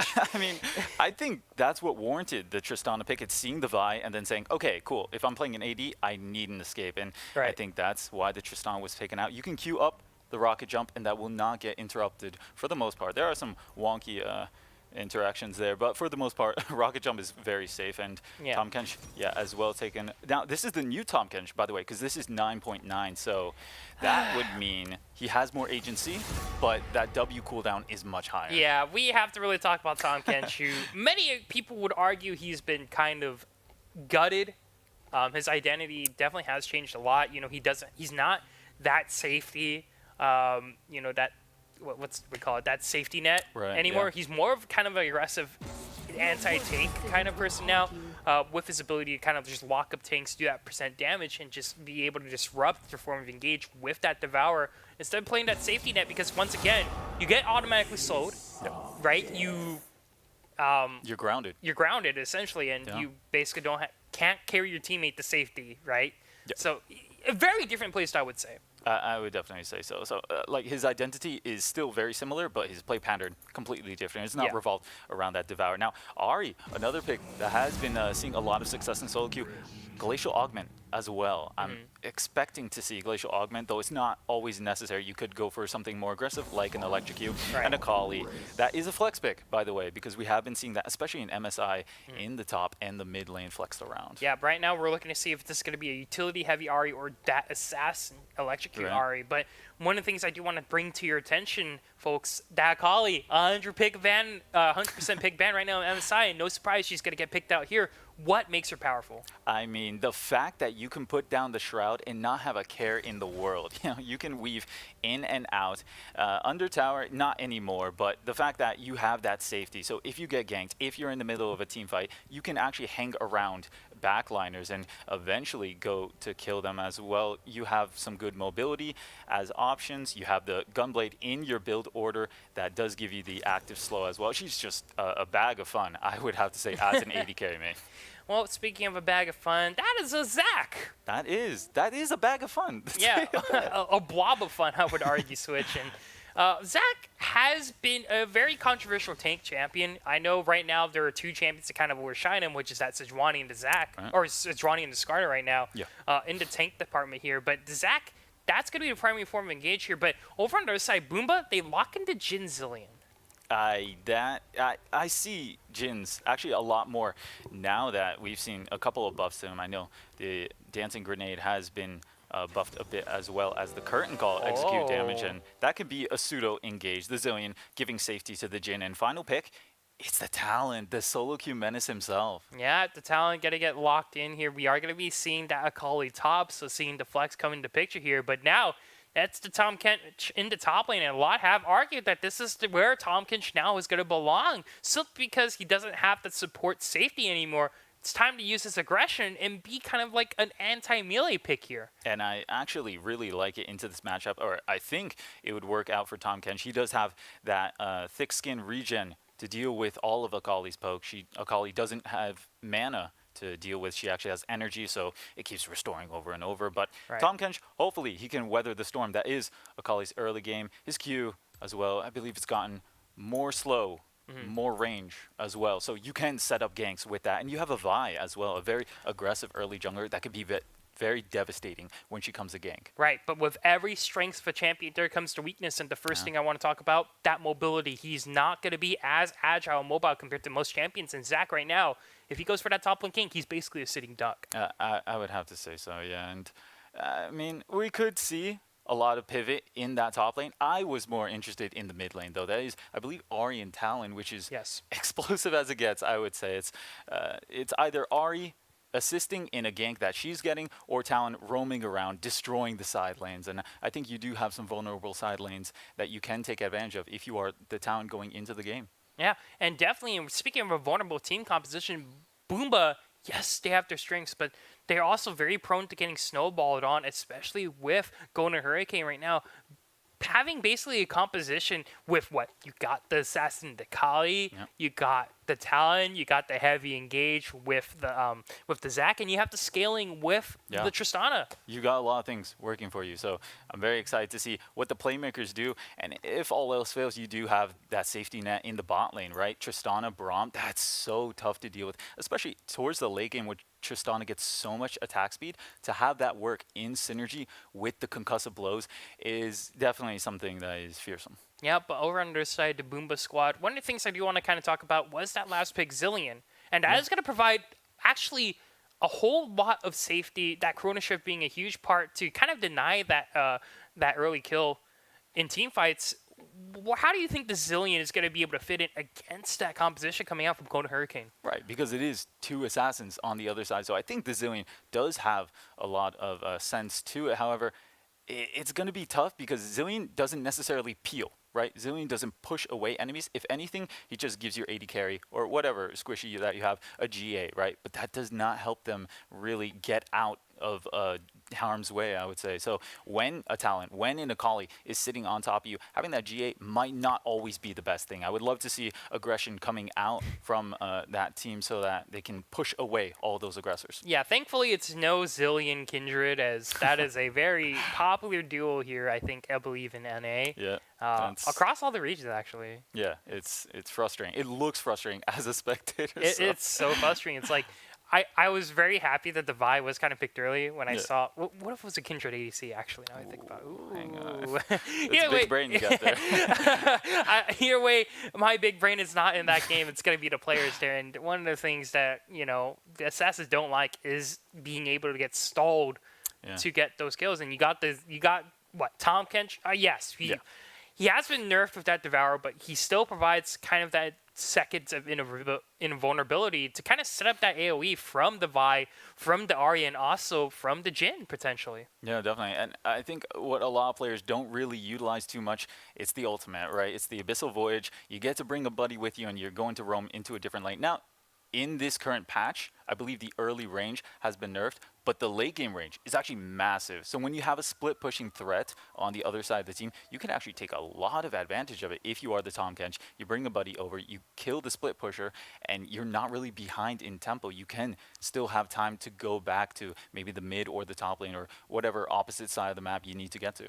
Yeah, definitely. Now, with both these teams, a lot is on the line. Whoever wins this match here tonight will move on to face that best of 3 against their top teams of the region. And we really have to see if it's going to be Boomba or the Golden Hurricane going to be able to represent their leagues. But here we go on our screen right now. That's it. That's going to be it. That's the game right there. We're going to bring it to your screen right Nice to. game. I don't know how we transition it usually. I think it's like a fade out, or it was like, I'm breaking the fourth wall Okay. here. Oh, there it is.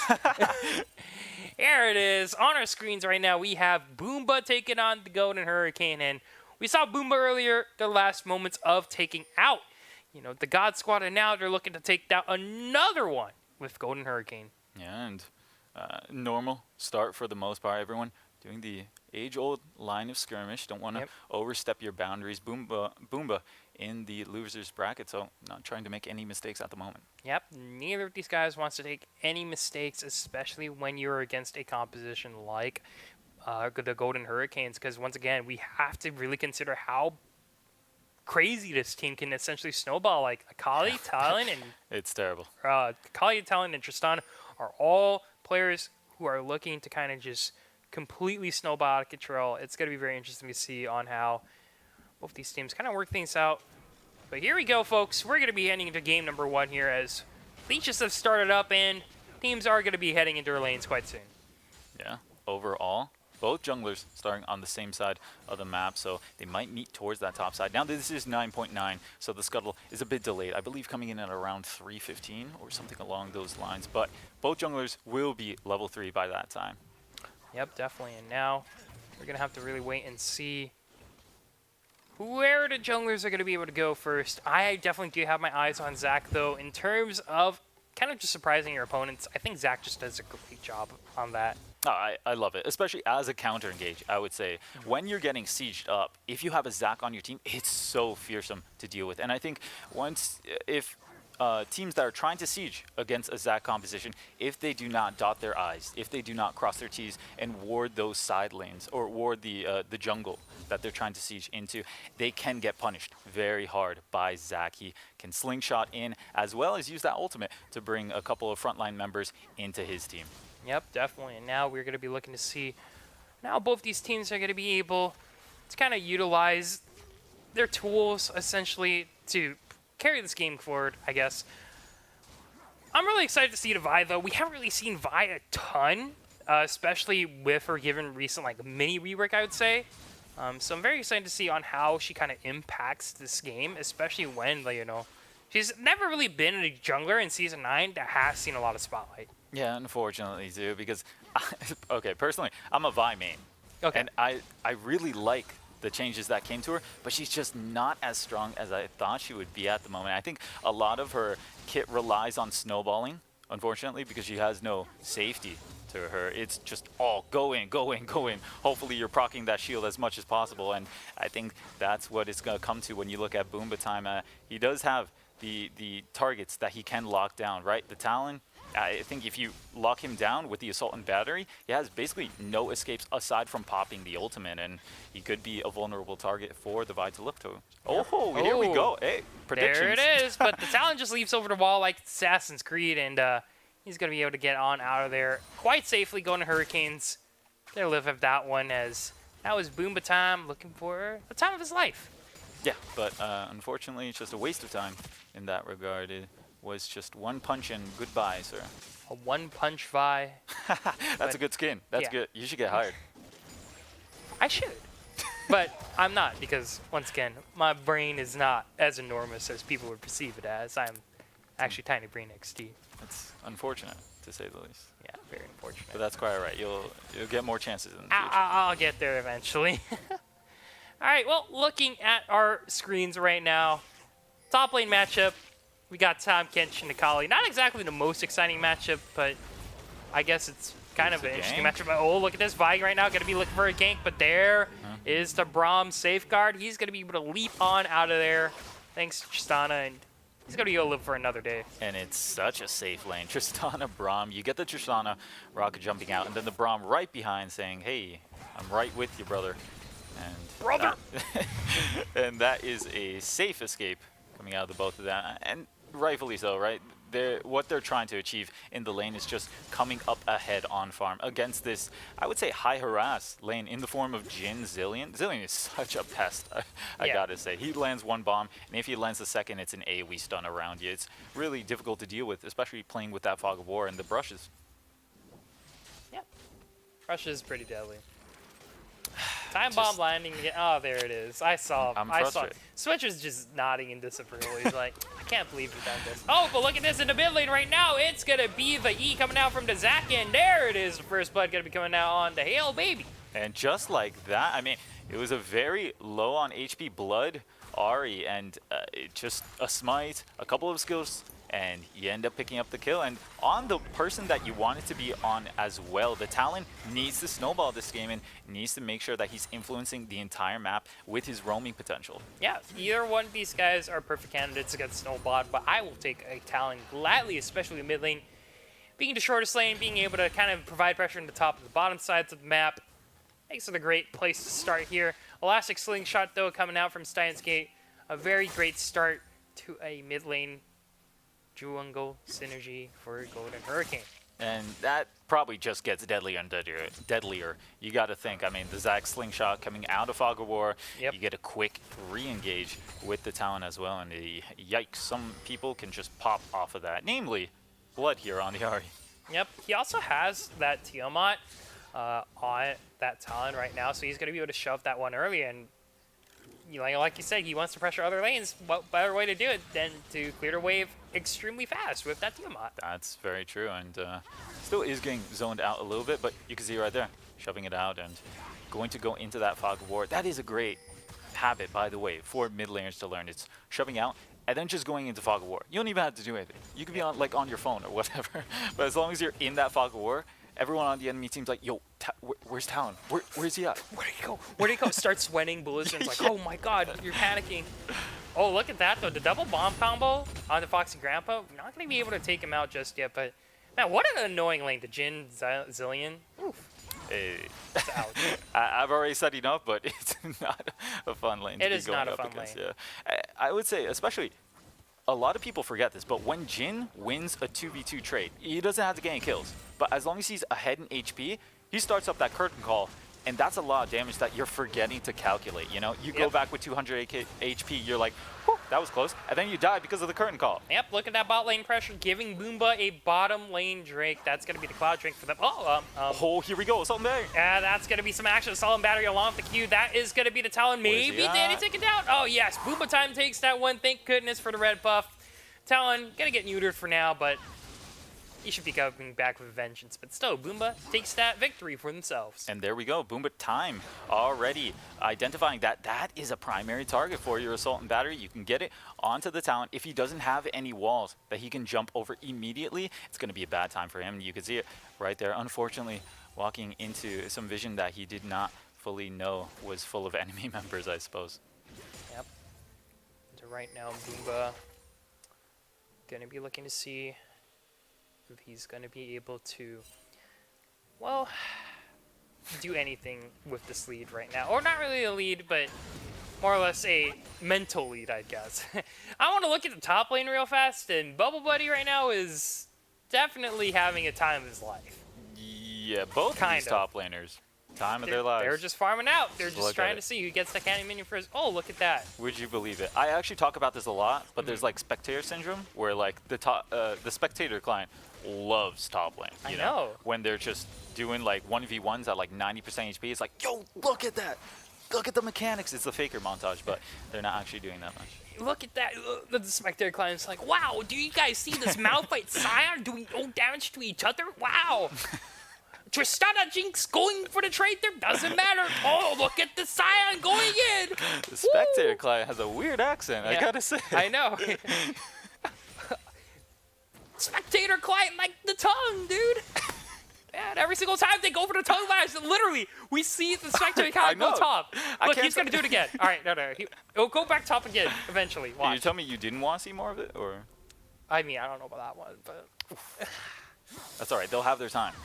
Oh, but look not at right this. Oh, it's going to be a burst damage coming out from the Talon. Halle baby.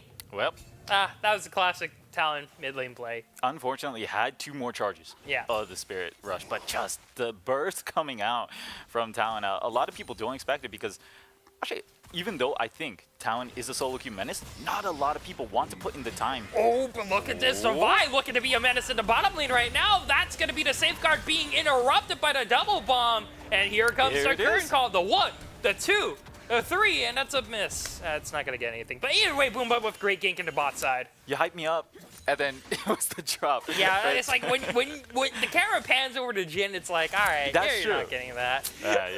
You're right, but I mean, there is a solid gank that came down there in the bot lane. Unfortunately, there was still a flash on the Braum, so able to get out of safety, and not too many summoners blown. Ooh, that is a... Ooh, but it's a trap because It is? Talon is here. Oh, no, it's a Zac. I thought it was a Talon, but here comes the Zac right now, making the C.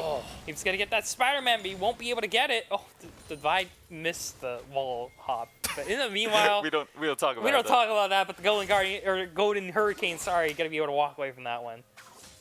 Yeah, no worse for wear, and still a relatively quiet early game. And like we were saying, that is kind of what you want if you are the Tristana Braum. You want to be farming up. But hey, here's an Exactly. accelerated play right here. We do see a 3-man dedicated towards this tower there. It is pre-14 minutes, so you have lots of juicy plate gold to be grabbing for yourself right there. You could already see 1, 2, possibly even a 3rd for this Boomba squad. I think Jin would only want 4 though, but All here right, comes we're the going. Talon side. That's the wobble coming out, but the Chrono Shift right now onto the Jin, gonna be able to save him for a little bit longer. The teleport gonna be coming in from the Tom Kench, but look at this, Zac's gonna be able to pop his passive there. no. As another TP is gonna be coming on out. Here comes Dunkali, looking for an assassination, gets 1. Bubble Buddy gonna be looking for another one, and looking to see if he's gonna be able to sing a song about ripped hands, but he's not gonna be able to get anything. And look at this, a great stopwatch, but only delays the inevitable here. That's gonna be the double kill coming out right now for Bubble Buddy, and the rest of the team here for Boomba are struggling to stay alive. Grubbusters gets that one for himself. That's going to be Foxy Grandpa hopping on down there. And Boomba, they lose 3. And I thought it was a bad situation for Golden Hurricane, right? They were at a man disadvantage. They had the early TP coming in for Boomba squad. But the story of that fight was Bubble Buddy coming in on the Akali, getting 1 quick assassination, getting on top of the Jin after that, and then getting another kill. And that set up the rest of his team to go pick off the stragglers as well. And just a solid TP play from the Akali. That's exactly what you want to see coming into the game. The carries in the early game are stepping it up. Yep, just ninja things, dude. The Kali just comes by, gets the assassinations, and gets on out of there. That's going to be very scary to deal with, and Sakali, that's very notorious for having pretty great late game scaling as an assassin. It's that healing. Surprisingly. Yeah. You know, gets that burst damage, but look at this right now. Zac gonna be in a lot of trouble. Doesn't have the passive here for himself. Or actually, he does. Ooh, They get popped last fight, but no one's here to save him. So. Yeah, it doesn't make a difference. In the end, Steins Gate going to be going down for that. And that is an Infernal Drake that you're giving pressure over, but it looks like Golden Hurricane, they might want to contest this. Yeah, Boomba Tom wants this. Boomba Tom's gonna be able to get it, and Boomba are gonna be able to get an Infernal Drake for themselves. That's gonna be the second one in the game, and once again, the Dragon Troll for Boomba Oh, Abyssal Voyage. ever exceeds to Oh, no. Sets, but look at this, Jin right now, all by himself, all by his lonesome. He's gonna get taken down by Foxy Grandpa as the mid lane. The Abyssal Voyage didn't really lead to anything. Instead, it left to a dead Jin. Unfortunate, I gotta say, but every AD carry might just know how that feels. You know, you miss the bus and you end up caught in the rain in the end. Yeah. This might mean an opening for Golden Hurricane to start pressuring this bottom lane, but Boomba time is in this area, however. We'll have to see if he decides to put his attention towards that bot lane to stop a push from happening, and looks like they're just going to walk away. Yeah, definitely. And right now, Boomba's trying to see if they're going to be able to get any turret platings before they fall, but unfortunately they fall in time. But oh, look at that, Zac. Impressive clearing. You're impressed by that? I'm very impressed. I'm trying to Wish I could do that. I wish I can do it too, but that's why I'm here and they're on screen. So. Well, quite all right, as we do see a potential roam setup, but looks like Hellbaby just going to be going on back to his lane. But still, the attempt, it is warranted, right? You want to snowball this game as much as you can, and it's up to the Talon and the Akali at the moment. Like we were talking about, the Tristana, she comes in later in the plan. Yep, and right now, really need to see on how Boomba is going to be able to kind of recover from a little bit of deficit so far in this game. Unfortunately, Golden Hurricane not really showing a lot of signs of weaknesses so far. And once again, we talked about it, their scaling is pretty scary. They got, what? Talon, who's going to be able to one-shot you. They got Akali, who's probably going to be able to one-shot you. You got Tristan, who's potentially going to be able to one-shot you, but she's not building AP, so she's going to be able to, like, three-shot you. We got Braum, who's not going to be able to one-shot you. He's not? What? Okay, do you think the Zac would be able to one-shot? I do not, but I think he's going to half HP you. Okay, well, he's going to try to do something, but look at this right now. Boomba going to be looking to see if they can catch the rest of Golden Hurricanes out of position here. A little bit too risky of a Rift Herald take, but okay, he hopped right into the turret. He's done. And yeah, that's he's out of there. one for the montage, baby. Yeah, that's pretty unfortunate. That's going to be Boomba capitalizing on the fact that Golden Hurricanes just caught out of position there, just you know, a little bit out there, you know. Tried to squeeze on out there, but the tower wasn't having any of that. Yeah. Unfortunate, but I mean, you hate to see that happen. Look at this, though. Golden Hurricane looking to see if they can push this tower. Oh, that's a lot of damage. That is a lot of damage. There's the The Chrono res. Shift does go down. That's the Resurrect, but here comes Steins Gate looking to defend his top tower, but I don't think he's going to do it, Switch. They're so tanky. Just look at Stumpy. He only cares about the tower. Didn't even see the Zac right next to him. I don't even see a Zac at all. I don't know if you caught it either, but I think it was a Spectre or a bug. If it was the river, I would give you that because I Yeah. think he's wearing the pool party skin. Oh, yeah, exactly. Just blended it so well, but all three outer turrets right now getting taken down for the Golden Hurricane. Boopa doing a great job and taking those early objectives there.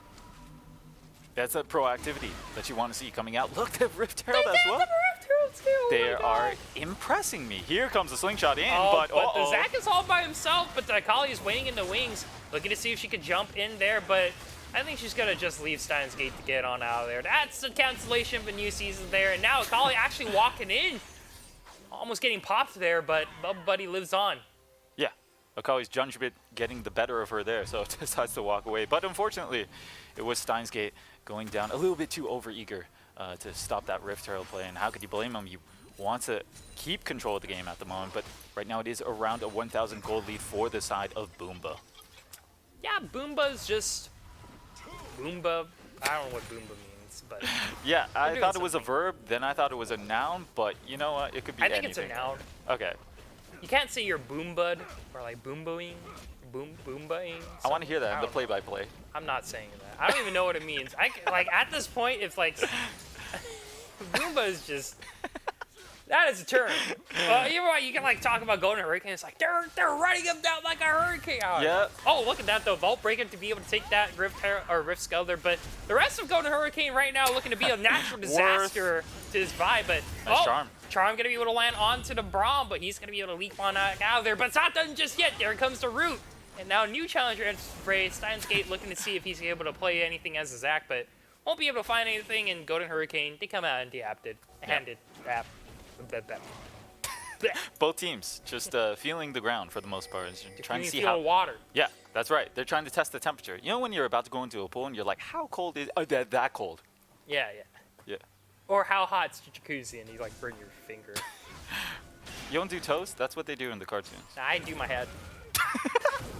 Oh, but look at this right now. Zilly gonna be in a lot of trouble, but doesn't get kidnapped fully. But look at this right now. Akali gonna be looking to see if she can do anything in the back line. Gets the assassination. Bubba already able to pop one, but now the rest of Boomba looking to back on out of there. But let's see if Bubble Buddy does anything with the Shuriken. Won't be able to do anything, but that will probably be Golden Hurricane finally getting their first objective of the game. And I gotta say, there's nothing that I appreciate more than the fearlessness of a Zac. Just popping on in there, doesn't care about the damage that he's gonna receive, and sets it up for his team too. It looks like they're gonna take the double inversion. bomb, the current call coming on the side, but gets interrupted. interrupted by the Talon there. So now it's going to be a 3v4 down here as Jin go. has been able to take it down, but here comes... Oh, he stole that Inferno Drink! Boomba able to take that one for himself, but at the cost of his life, and now Boomba has to back on out of there. They need a run, and they need to see if they can get the same thing. The Chrono Shift only delays the event of the left back. Boomba are all going to get taken down here, and Golden Hurricane are going to take one for themselves. Double kill for the Tristana, but won't be able to get anything at the end.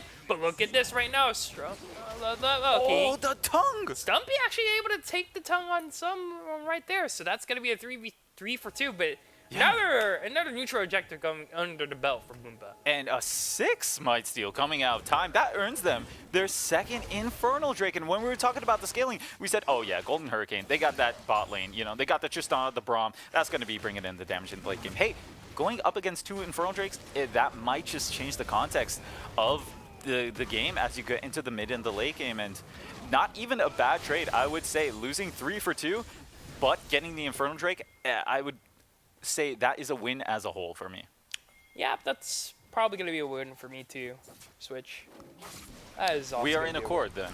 Yeah, we are definitely in accord. Well, but look at this, the Rift Herald right now, trying to do some discord there. But Talon might be in a little bit of trouble, but the tables have turned. Is Boomba type almost about to get bopped in area? Oh, the Devoured delays the inevitable, and he's going to get taken down here. Now, the rest of Golden Hurricane looking to see if they get an assassination for himself. The bombs are going to be down onto the Kali, going to get stunned up, and we'll take down the Talon, but still being able to flash on out of there.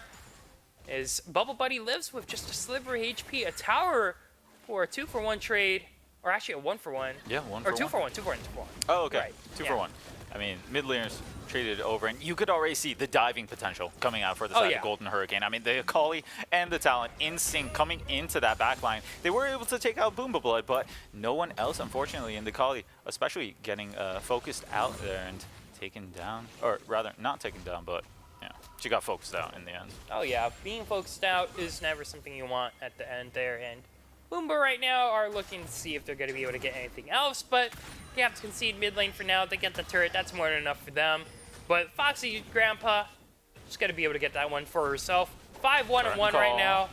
We'll have to use the rocket jump away to get away from that current call, but we'll be quite safe. But right now, sitting on an Infinity Edge and a Static Shift, ooh-wee, she's going to hurt. Yeah, and it's going to get worse and worse from here. However, I got to bring a question to you. Who do you like the scaling of more now that there are 2 Infernals for the side of Boomba? Because personally, I think I might just prefer Boomba more at the moment. Sure, they don't have the Tristana Braum combination, but they do still have members that pack a punch. You think about the Jhin, has great scaling, especially with his AD, and think about the Ahri. She also has great AP scaling with all of her skills, especially going towards that lane.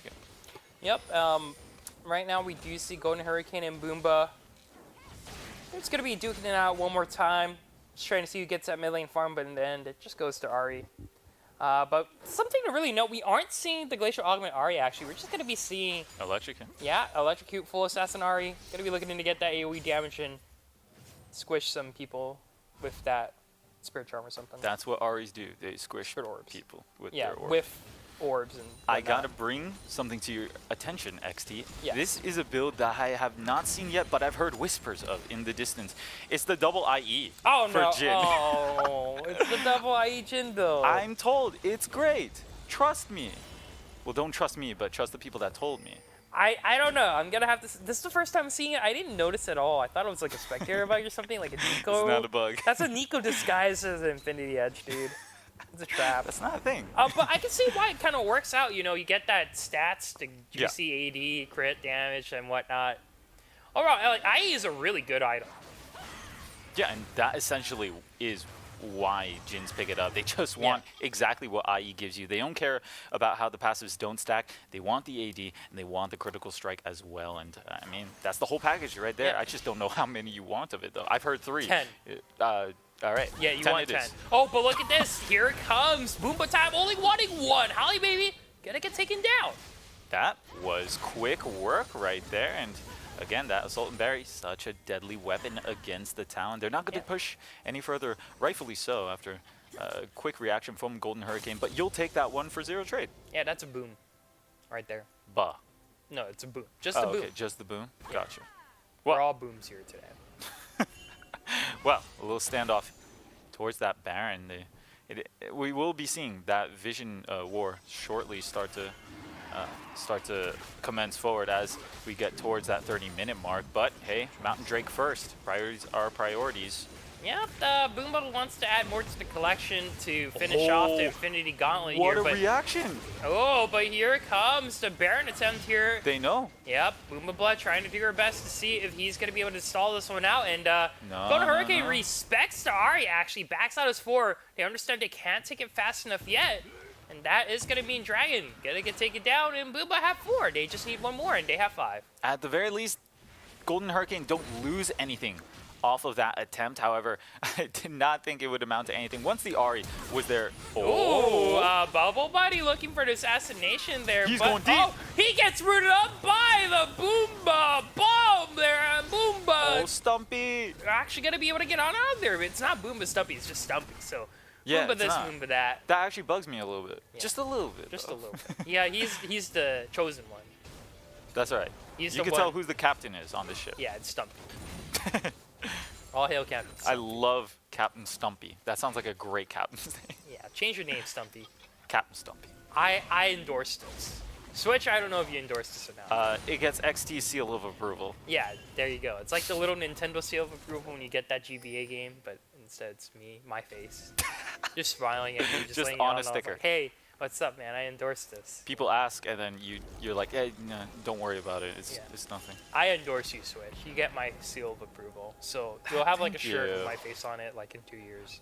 I'll wear that as a pajamas, perhaps. Okay, all right. I mean, when you go to bed, you're gonna just like, thanks, I'm gonna XT. wake up to you. I'm gonna look down. Wow, XT, you're on my shirt. Oh, either Look way, right fine as now, ever. Vault Breaker's gonna be looking to see if he can get the Grubbers there, but Grubbers looking to get on out of there now. Golden Hurricane looking to turn this one around. Foxy Grandpa right now doing a little bit of damage, but that's gonna be a snipe coming out onto Grubster, and 1-for-1 so far.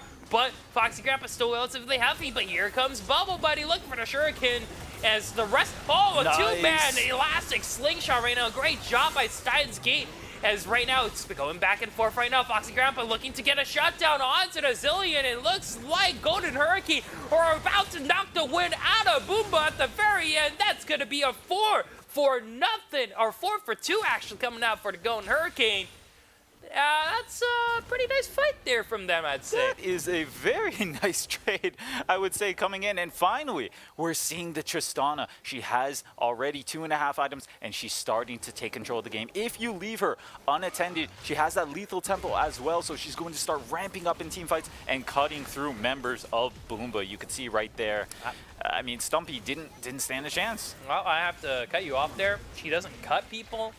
She shoots people. She has like a dragon. Yeah, You genius. can't cut Well, someone with a gun. Yeah, explain not why possible. she has a giant infinity edge sword. It just a makes her cutlass. gun more powerful. It's her ammo. I love how serious you look at me when you say It doesn't make sense. You can't say someone with a dragon shooting like fireballs can cut someone. It's like saying I'm able to scoop out ice cream with my fork.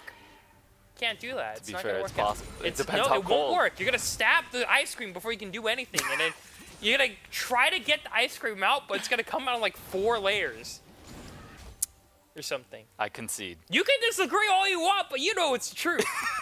Yeah, she has a gun, but also she has swords. All right, we're at an impasse here. Yeah, we are, but you can't cut people with a gun. I'm just putting that out there right now. All right. She It's shoots, just not possible. She shoots people down. Yes, she will shoot them. Oh, look at this though. Holly Baby looking to cut someone down with his ultimate, but won't be able to get anything there. How do you like that one, Switch, huh? It makes sense. It's part of the lore. He I'm has trying blades. to think of a comeback, but he really only It's has the swords in truth. his inventory. He It's was the trying to truth. bop people with his shoes. No, he's not bopping people with his shoes. He has a knife. You might look be at right. this though. He's Oh, gonna, no. Oh no! He took the blast code and Boomba's gonna go boom! Boomba times out of there. That's probably gonna be the Baron for Golden Hurricane. Honestly. That might just be we will see a bit of a contest coming out for Boom, but so far it looks like they are quite aware of this, starting the approach, but they don't have Stumpy. He's actually on the other side, has TP Curtain available. call. There's a curtain call. Looking to see if he's gonna be able to get the Baron, That but Braum shield. the Ari looking to see if she 2K. can steal this out. It's not gonna be a steal there. That's Golden Hurricane gonna be able to take that one for themselves. Now the question is, how do they get out?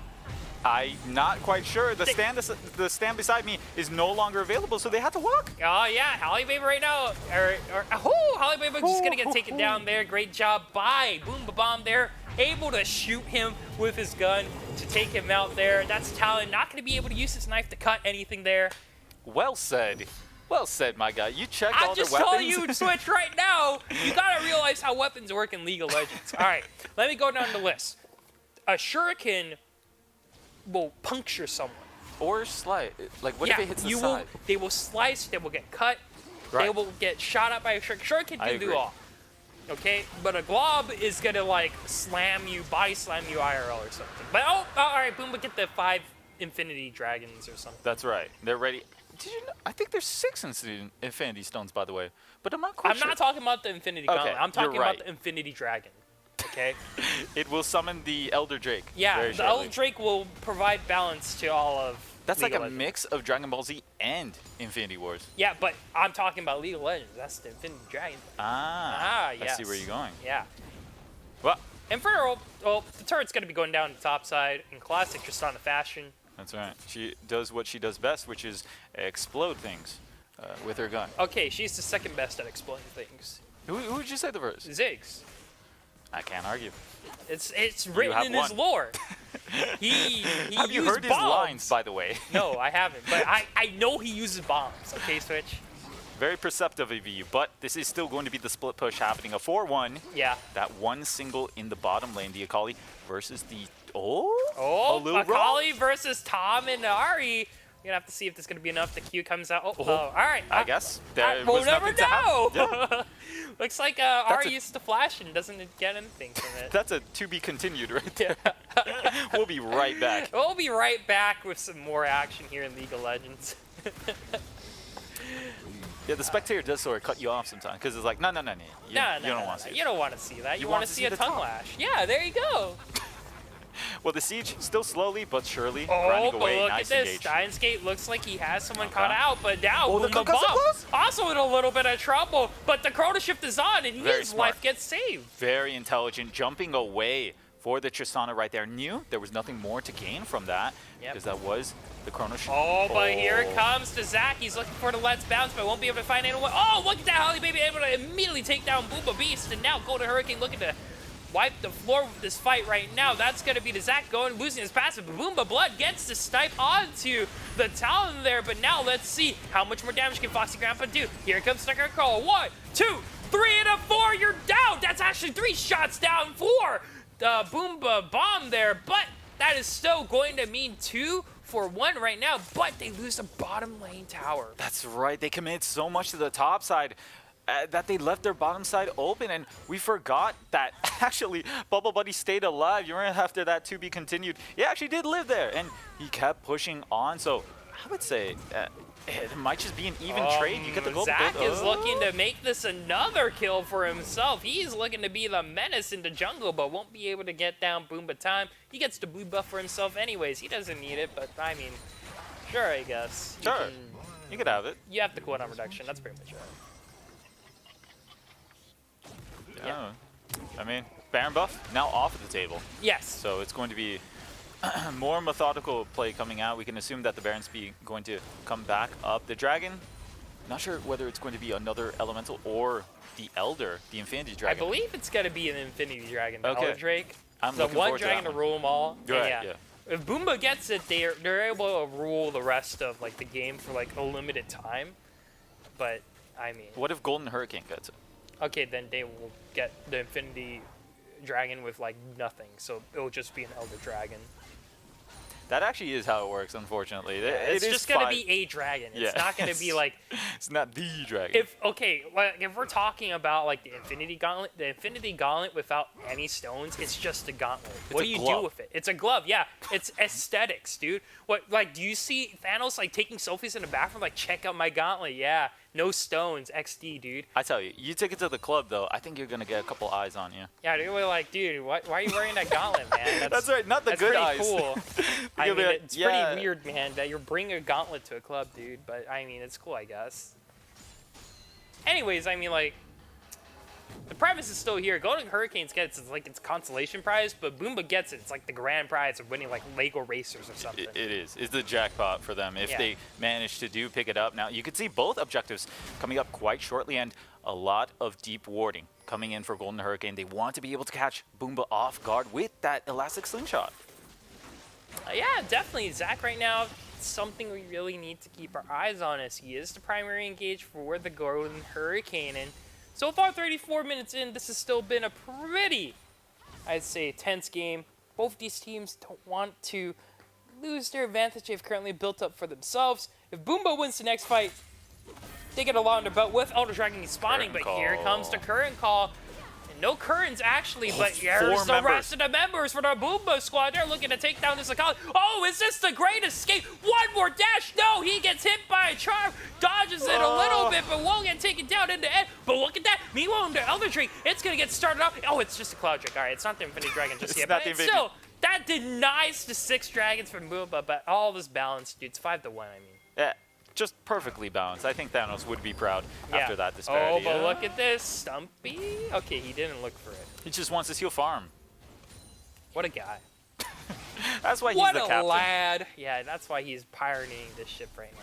That's right, but oof, ultimate taken away. Holly Baby looking to see if he can do anything, but that's his ultimate down. And now Golden Hurricane, they're fighting a 4v5 right now. Gotta realize they don't have anyone, but they do the Let's Bounce there. But here comes Boomba Blood, and now Zach's gonna be in a little bit of trouble. We'll get taken down by the rest of Boomba here. And now Guardian Angel gonna get popped by Holly Baby, and he's gonna get, no, it's the Tristana actually. That's gonna be huge. That's the main carry for Golden Hurricane right now, and Boomba are gonna be looking to get this Baron. And it looks like that's just going to be the Baron. I don't see a good contest coming in, but you can see on the bottom of your screen, Holly Baby is going to go for the split push. It looks like it might be a trade for the Baron. Okay. All right, inhibitor. You felt it too. I felt that the Braum was about to get that steal. I didn't feel it. Oh, you didn't feel it? I was like, dude, he's gonna get it with the Winter's Bite. Trust me. All right, either way, sorry to cut you off. I just wanted That's to- fine. No, if you're See, feeling it, That's you're why feeling we it. don't have to switch an XD connection. That's why it's not gonna work out. That's right. Yeah. That's right. You don't get my seal of approval anymore. I'm sorry, guys. I can still keep the shirt though. No, you don't get the shirt anymore. Nope. I'm gonna give that to someone in production or something. But I don't know if they want it either. Oh, okay. One person she wants it, yeah. Okay.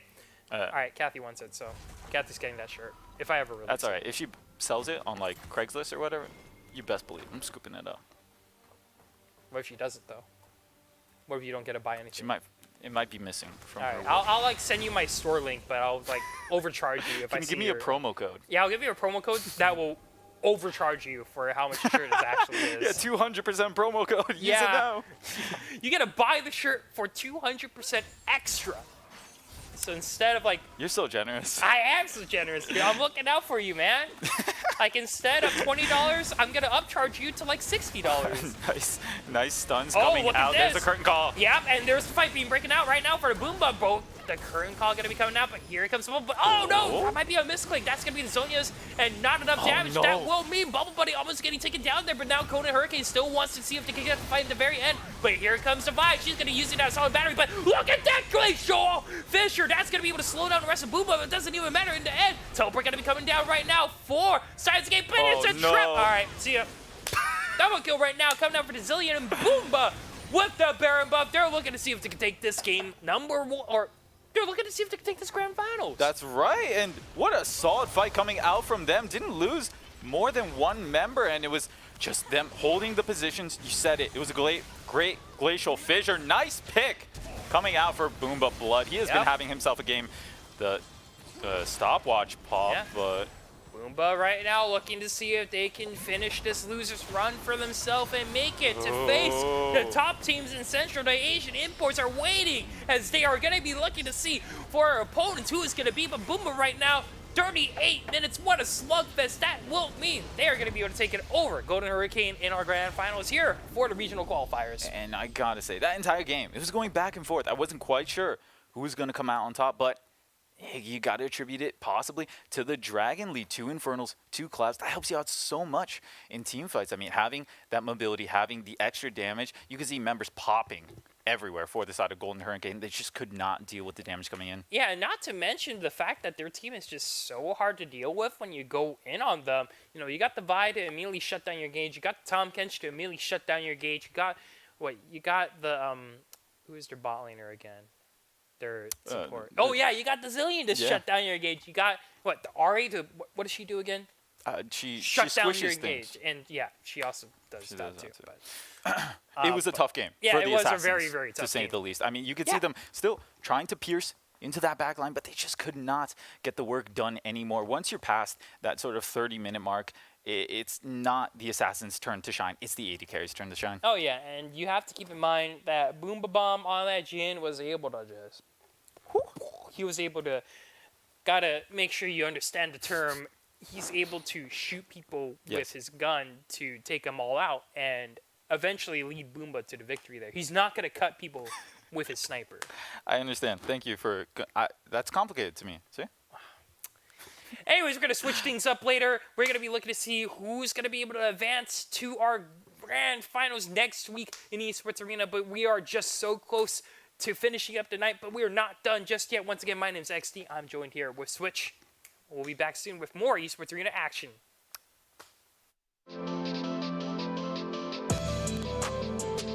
Able to jump out of the brush. Can he catch him? Yes, he will. That's going to be Johnny Vitro going down, but it is going to be a trade back. Train trying to sustain. He won't survive. That's still going to be Albacon slowed down. Coming in is going to land the dredge line onto one, but they're going to collapse. Crambu trying to lock things up. That's the curse of the sad mummy and a lot of damage. The flash away from Peanut Butter won't get him far enough away. That's the kill for Nosy Kid Kisser. This could be the turn for SR5. Jeebus Creemus gets one. Nosy Kid Kisser is down. Robo-Homo trying to get in. Takes him down. Jeebus. The wave. Yeah, Anivia with Mountain Drakes always carry does so much damage to these neutral objectives, so if they manage to pick this up, they're going to be able to take down the Baron so going to quick. lock them off. Beastland's going to fire over the wall, but that's going to be the Mountain Drake secured. Glacial Fissure will lock up Wacky Strawberry, and Beastland's over into the pit. Is getting a lot of damage, and down goes Bear King. This could be big trouble. God Squad going off. More shoes is low, forced into egg form. That's an undead Dracoham that isn't going to do enough. That's the... back away, they're gonna have to. Ben Dodgen has to leave the pit. Kenazito is here trying to get out with the damage. They're gonna flash it aggressively. They take down the chin. Wacky Strawberry gonna lock him down. Bear King's here. The steal! Asian Imports get the Baron. Can they get the fight? Ben Dodgen getting damage down. Bear King still alive. Asian Imports, they've got some back away for the moment. That's gonna be the snare and the deletion. Ben Dodgen is down. That's no smite for God Squad. This could be big trouble. The Orange Horde comes out, but it doesn't do enough. A double kill for more shoes. And here comes Asian Imports. That's the triple, the quadra for the luck.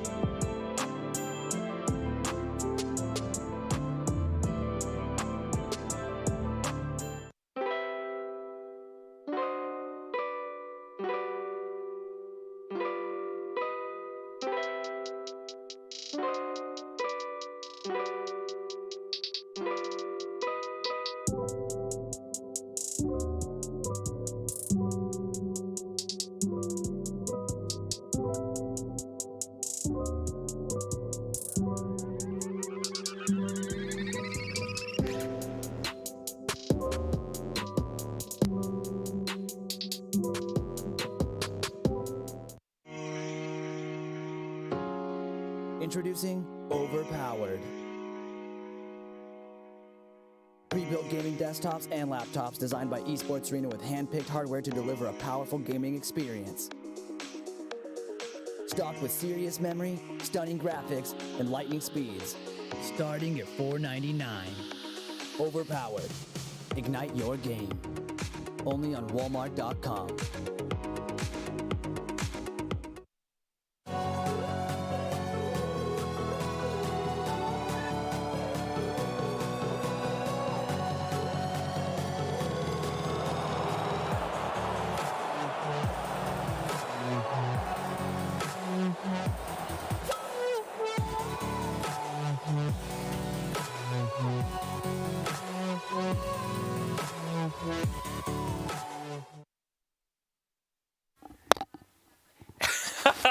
What? Hello, everyone, and welcome to Build a Headset Workshop. My name is XT. I'm joined here with Switch. Okay, so the next thing you're supposed to do, you put on the headset. On the headset, yes. Mic did check, it. 1, 2. Wow, I can't believe he did it. That's all right. Thank you for coming for the Build a Headset Workshop. That's going to be it here for tonight. Good night. It's been an honor. Okay, anyways, welcome everyone back to Esports Arena. My name is XT. I'm joined here with Jordan, like a Switch, Estrada. That's Otherwise right. known as Switch. And, I'm just going to call you Switch. And as you can see, I'm a professional at this whole headset situation. You're a professional at this whole headset situation. Hello. It's a natural. It All comes right, naturally. I don't know if we're able to get it, but we're getting that replay of a Switch just struggling. No. You fixed the headset and you looked at the headset for a good 3 seconds. Like, what do I do with this? What do I do with this G? Anyways, we got a game right here on our screen behind us. We're gonna That's so like. cool. I wish there was like a transition where like the screen just like zooms in or something. But either way, we're gonna head into our second game of the day here today. We're gonna be looking to see on how the Deadly Sins take on Peaked High School one more time. in our Western region here. And here we go in screen right now. First thing I want to point out, Deadly Sin's composition is very interesting. Yeah, I gotta have to agree with you there. The Poppy Jungle, I've heard about it, and I know it comes to some mixed successes, right? You either pop off in the early game, you can use your base damages to take control of the game, or you do not pop off, you do not use your base damages to control the game, and you sort of get outscaled. Yeah, I mean, you're looking at the Deadly Sins right now, and they have a pretty strong 4-man. I'm looking to see if they're able to get this Yorick split pushing.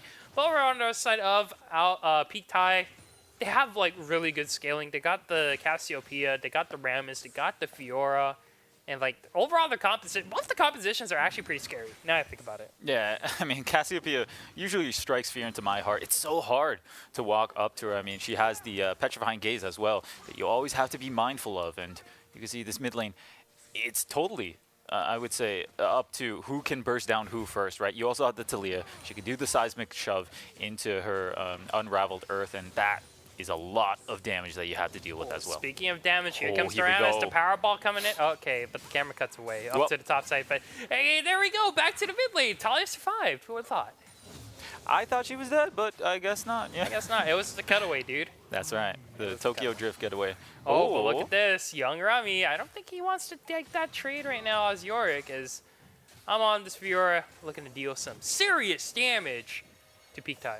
I gotta say, this split pushing lane sounds like fun to me. I mean, Yorick versus Fiora, there's so much skill expression involved, and I'm really curious to see who's going to really come out on top. On one hand, you have the great base damages coming out from Yorick, and if he's able to land the skill shot, he is going to put some ghouls on you. Seismic shove. Does a lot of damage to the minefield right there of rocks. Yeah, and as I was saying, on the other side, bubble lands. Oh. Interesting trade, I'd say, from Deadly Sins, but overall they come out losing the trade. Actually, Nami actually taking a little bit more damage than she would hope. You on the top side right now. Oh, no. The dead man looking to add someone to his grave right now, but the Poppy coming out. Whoa. Ooh, very interesting moves from Alma. Actually gets out alive. That's So the moonwalk. yeah. Dang. You did that so well. Something like that. I think that was close. Anyways, Alma only losing that flash, and Greed is going to be pretty happy with that Poppy, I guess. Neither of the top lane, or neither of the top jungle for Deadly Sins using that jungler, or using that flash, and you got to be able to walk away with that. Yeah, at the very least, you blow the flash from the Fiora, and perhaps that's a point that you can go back and gank again. But Miasma put down. No mana right now on to Pride, and he has to walk away as Soaring Eagle on this Cassiopeia looking to do some serious damage, but on the bot side, it's the Powerball and the Watery.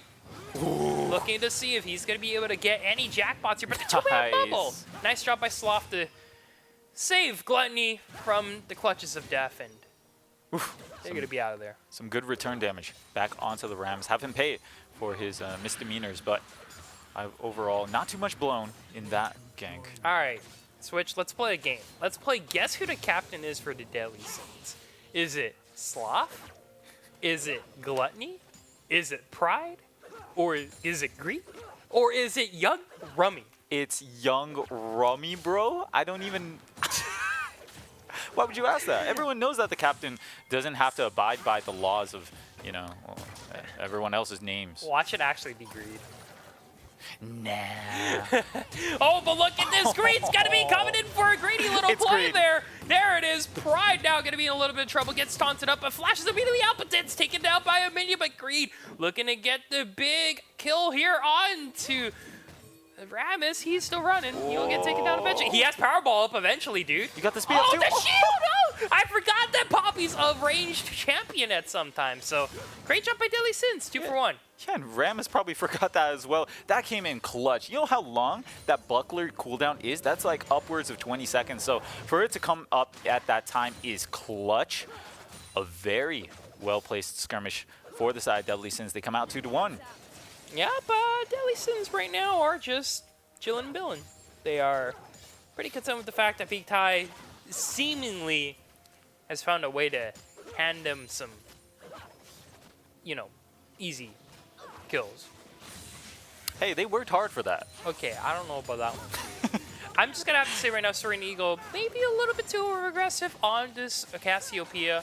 Gets caught, unfortunately, and pays with the sliders. And it's Oh, Petrifying Gaze does miss, but here comes the Powerball one more time, and now it's Pride who's getting a little bit greedy, so. Well, quite unfortunate, but a solid gank coming in overall. Oh, You're yeah. seeing the Rammus just bounce through each and every lane. Came to the top, came to the bot, now the mid, and getting himself some prizes as well. And I mean, it just gets better from here, I would say, for the Cassiopeia. And Yep. you said it's a balancing act for the Cassiopeia. She has no hard escapes. She doesn't buy boots, so her movement speed is completely based off of her level. So it's very tough to weave and bob through, coming in at the right times and not coming in at the wrong times. And it's going to be tough, but I think when you see really great Cassiopeia play, you can surely be proud of that. Yep, all you have to do to have a successful mid-jungle synergy is to fly like an armadillo and then sting like a venomous snake who got turned into a woman or something. Or is it the other way around? A woman who got turned into a snake. I don't know the Cassiopeia lore, but she's a snake. Yes, I'm a snake. All I know is she's Shurima. She is Shurima. I thought she was Noxian. See, Noxian. Wasn't she? Oh, wait, no, the lore got changed. it did. Yeah, I can't keep up I anymore. keep forgetting about the League of Legends cinematic universe getting changed every single time I, like, blink my eyes. 1 second, like, Ezreal is, like, this renowned, like, treasure hunter, and Yeah. now the other second he's, like, this thief or something, but Yeah. Fiora definitely having a little bit of trouble against the dead man in the top side, young Rummy playing the York. Next thing you know, Omumu's going to be Annie's dad. God. It's going to happen. Amumu's going to be Annie's dag. Urgot is actually going to be the next Star Guardian.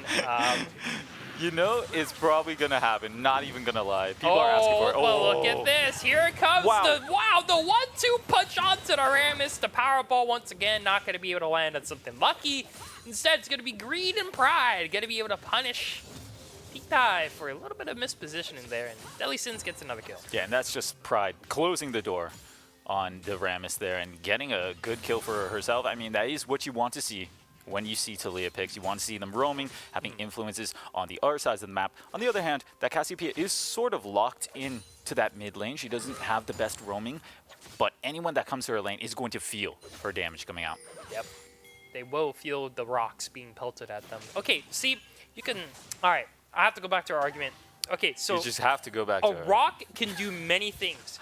You can cut with a rock, you can throw a rock, you can smash someone with a rock.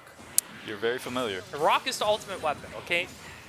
We'll end it there. And it is it's the most powerful thing on earth. That's right. That's why Talia is doing so well. Move over Infinity Gauntlet. Yeah. It's Rock's Oh, time but to look shine. at this. Talia may be in a little bit of trouble, but a great seismic shove to get on her out of there. See, that's why the rock is mightier than any other weapon you might be talking about. Look at this. Like now, Greed looking to see. Oh, Greed might be in trouble. The flash away. It's going to be the shutdown coming on to Alma, and that will be Pete Tide taking another one for themselves. And so well played, too. Able to dance around the Poppy and get the critical strikes on her. That's going to be the kill 1 over for her. Nice condemn.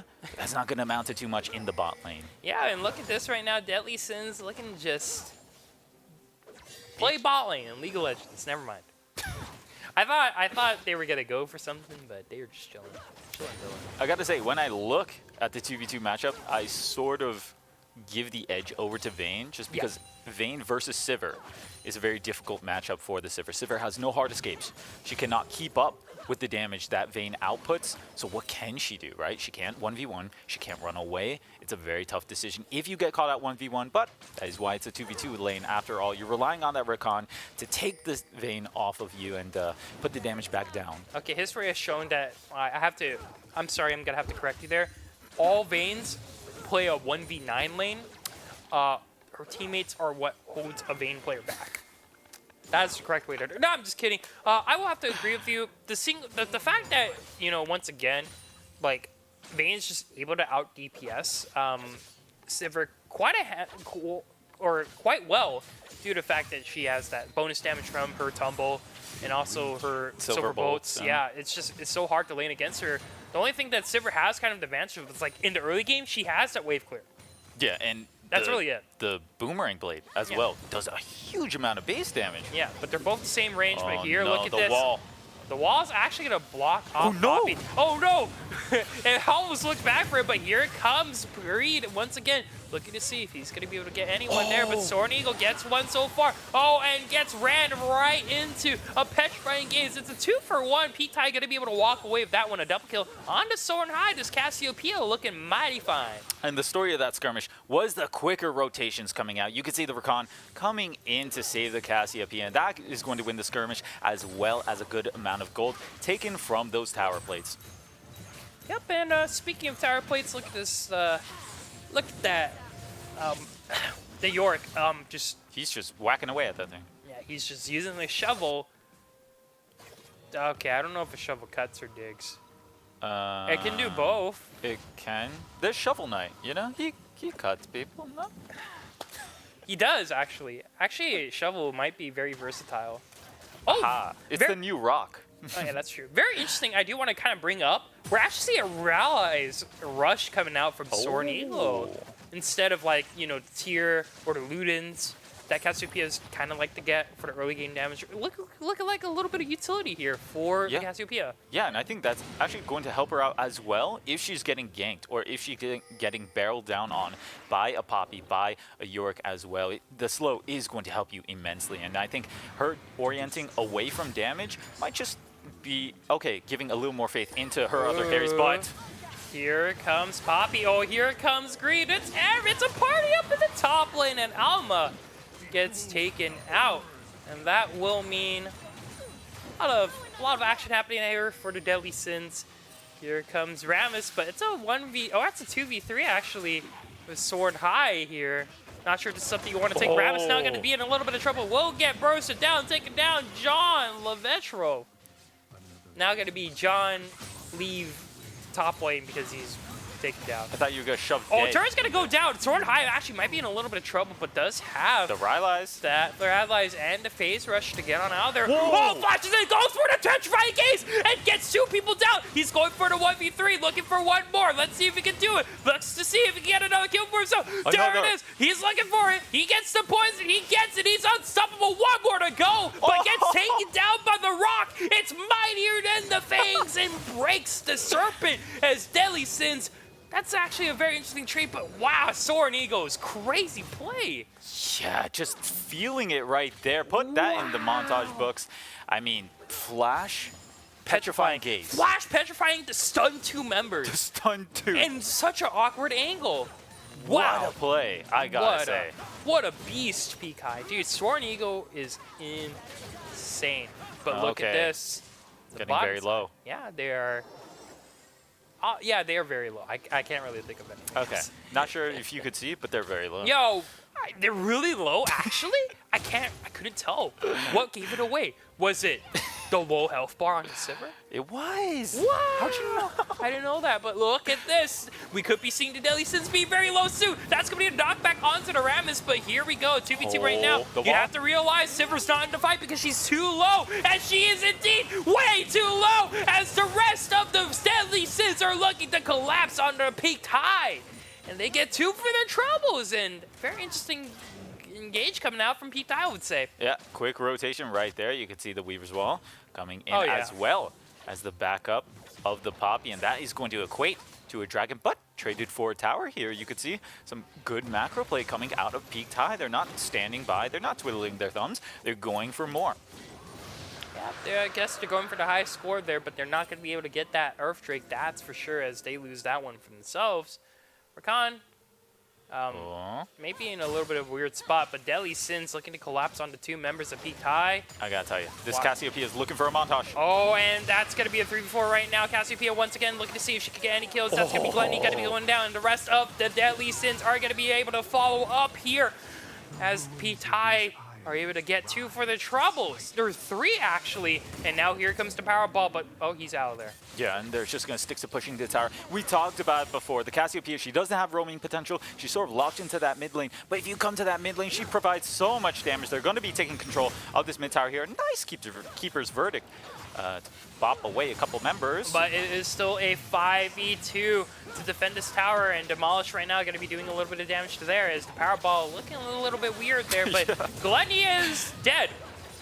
That is a Or fact. Greed, that's Greed. That's, yeah. Yeah. Yeah, I like their names. I really do. It goes in line with the Deadly Sins, you know? Young Rummy, the deadliest of them all, yes. Be careful, folks. Don't be greedy. Don't be prideful.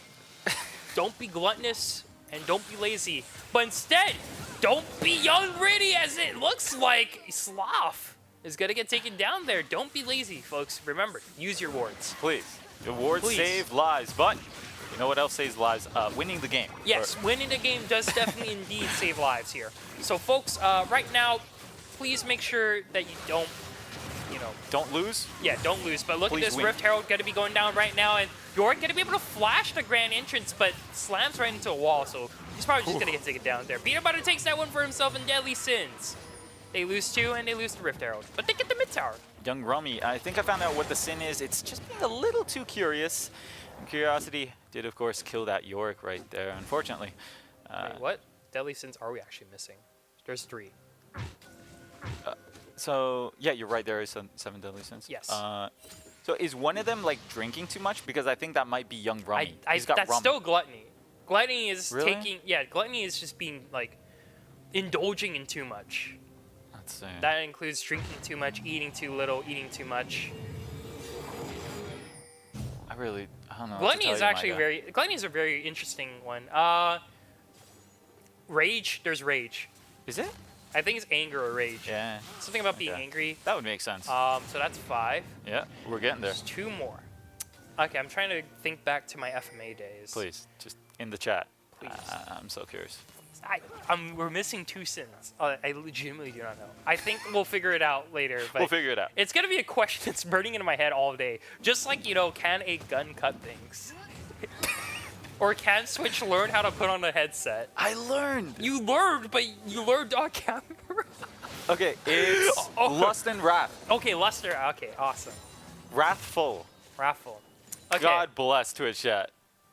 Wait, so it's Lust, Wrath. Oh, okay, and instead it's Sloth death. once again being death. taken down. It's death. That's the yes, last yes, sin. There we go. That's our last sin. Death. Oh man, that is I think Sloth just being at the wrong place at the wrong time, and now Peak Tide, they have 5 members strong. They're gonna be looking to get this tower, and they're gonna bada bing, bada boom, bada bop this thing out of oblivion. Is the keeper's verdict, but not going to prevent the Rift Herald from having a good impact. No, Nice. that's Wrath right there. There is Wrath. That's right. Yeah. The Rift Herald is sinning, unfortunately. Yes. Oh, Rift Herald was dead. What That's why happened? she dies. Wow, it's crazy. Everyone knows Poor the bad guy dies. Oh, look at that! There it is! Sword! High sword! Sky! Sword Eagle! Gonna be able to get some skills over there, too, for himself. What was that? He just came out of nowhere, buddy. Oh man, that was great. Yeah. This guy loves Flash Petrifying Gaze. I've never loves- seen a Cassiopeia like this, but it's working wonders right now. Peak Tide are very in control of this game right now. Wow. That's pretty good. Hey, that's pretty good. Hey, that's pretty good. I'm gonna look up the 7 deadly sins. He told later. you. Okay, yeah, but I just want to make sure I'm correct. Or Okay. they are correct. Okay. No so disrespect, Twitch chat. 7. I'm actually doing this right now. Well, ton solo cast. Oh, time to soul cast? No, I'm kidding. And you can see the damage going down onto the Skull of the Crab. At the moment, it is going to go down. And Wait, that, Switch, you're actually so good. I know. That's why I said. Okay, I'll figure this out later off screen. Production's looking at me as like, what are you doing? I really need to know. I'm pretty sure Rage and Wrath isn't the same thing.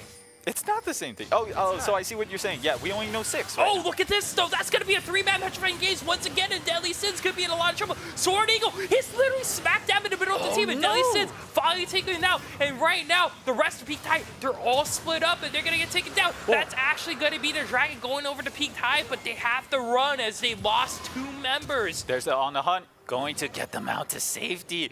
But overreaching, I gotta say. Yeah, that's a little bit risky, I'd say, from the rest of Peak Tide, but They want their cake, Yeah. could not eat it. as Nope, well. You But, will not have cake. at the very least, you do even up the Mountain Drake score 1-1. Yeah. That is going to leave an opening for Deadly Sins to start pushing onto this bot lane. We'll have to see if we see a reaction. Yeah, and believe it or not, this is a very close game right is. now.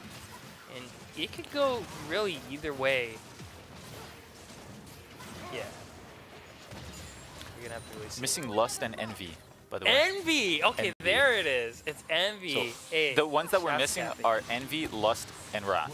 Yes. All right. Close it up. But look at this. Looks like we're going to be in a little bit of an envy right now by Pete Tyus. They're going to be looking to go in. Gluttony trying to see if he can kind of wait. But here comes Soaring Eagle. He is the best right now for Pete Ty. And he's going to get a double kill. Literally putting on the rest of the Pete Ty. Oh, he's gone. All right. He's dead. All right. Alrighty. Sorry. I hyped him up. And Caster Curse, he's gone. It exists, by the way. Caster Curse exists. I don't care what anyone tells you. You yeah, literally killed him. that is... What's the sin there? What did I just commit? Pride? Was I too prideful in my Is there call? a sin for killing someone? I Isn't it mean, called I'm pretty sure murder? that's wrath. I just committed wrath and pride. Were you angry at him? Or were you envious? I was both, dude. He's so good. You're And right. I wanted him gone. He honestly Dude, it was is. literally a double trouble. All right.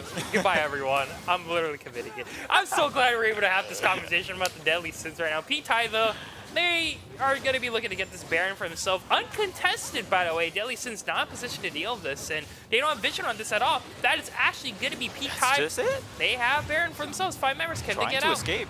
Yeah, they're out. Ooh. No. No! No!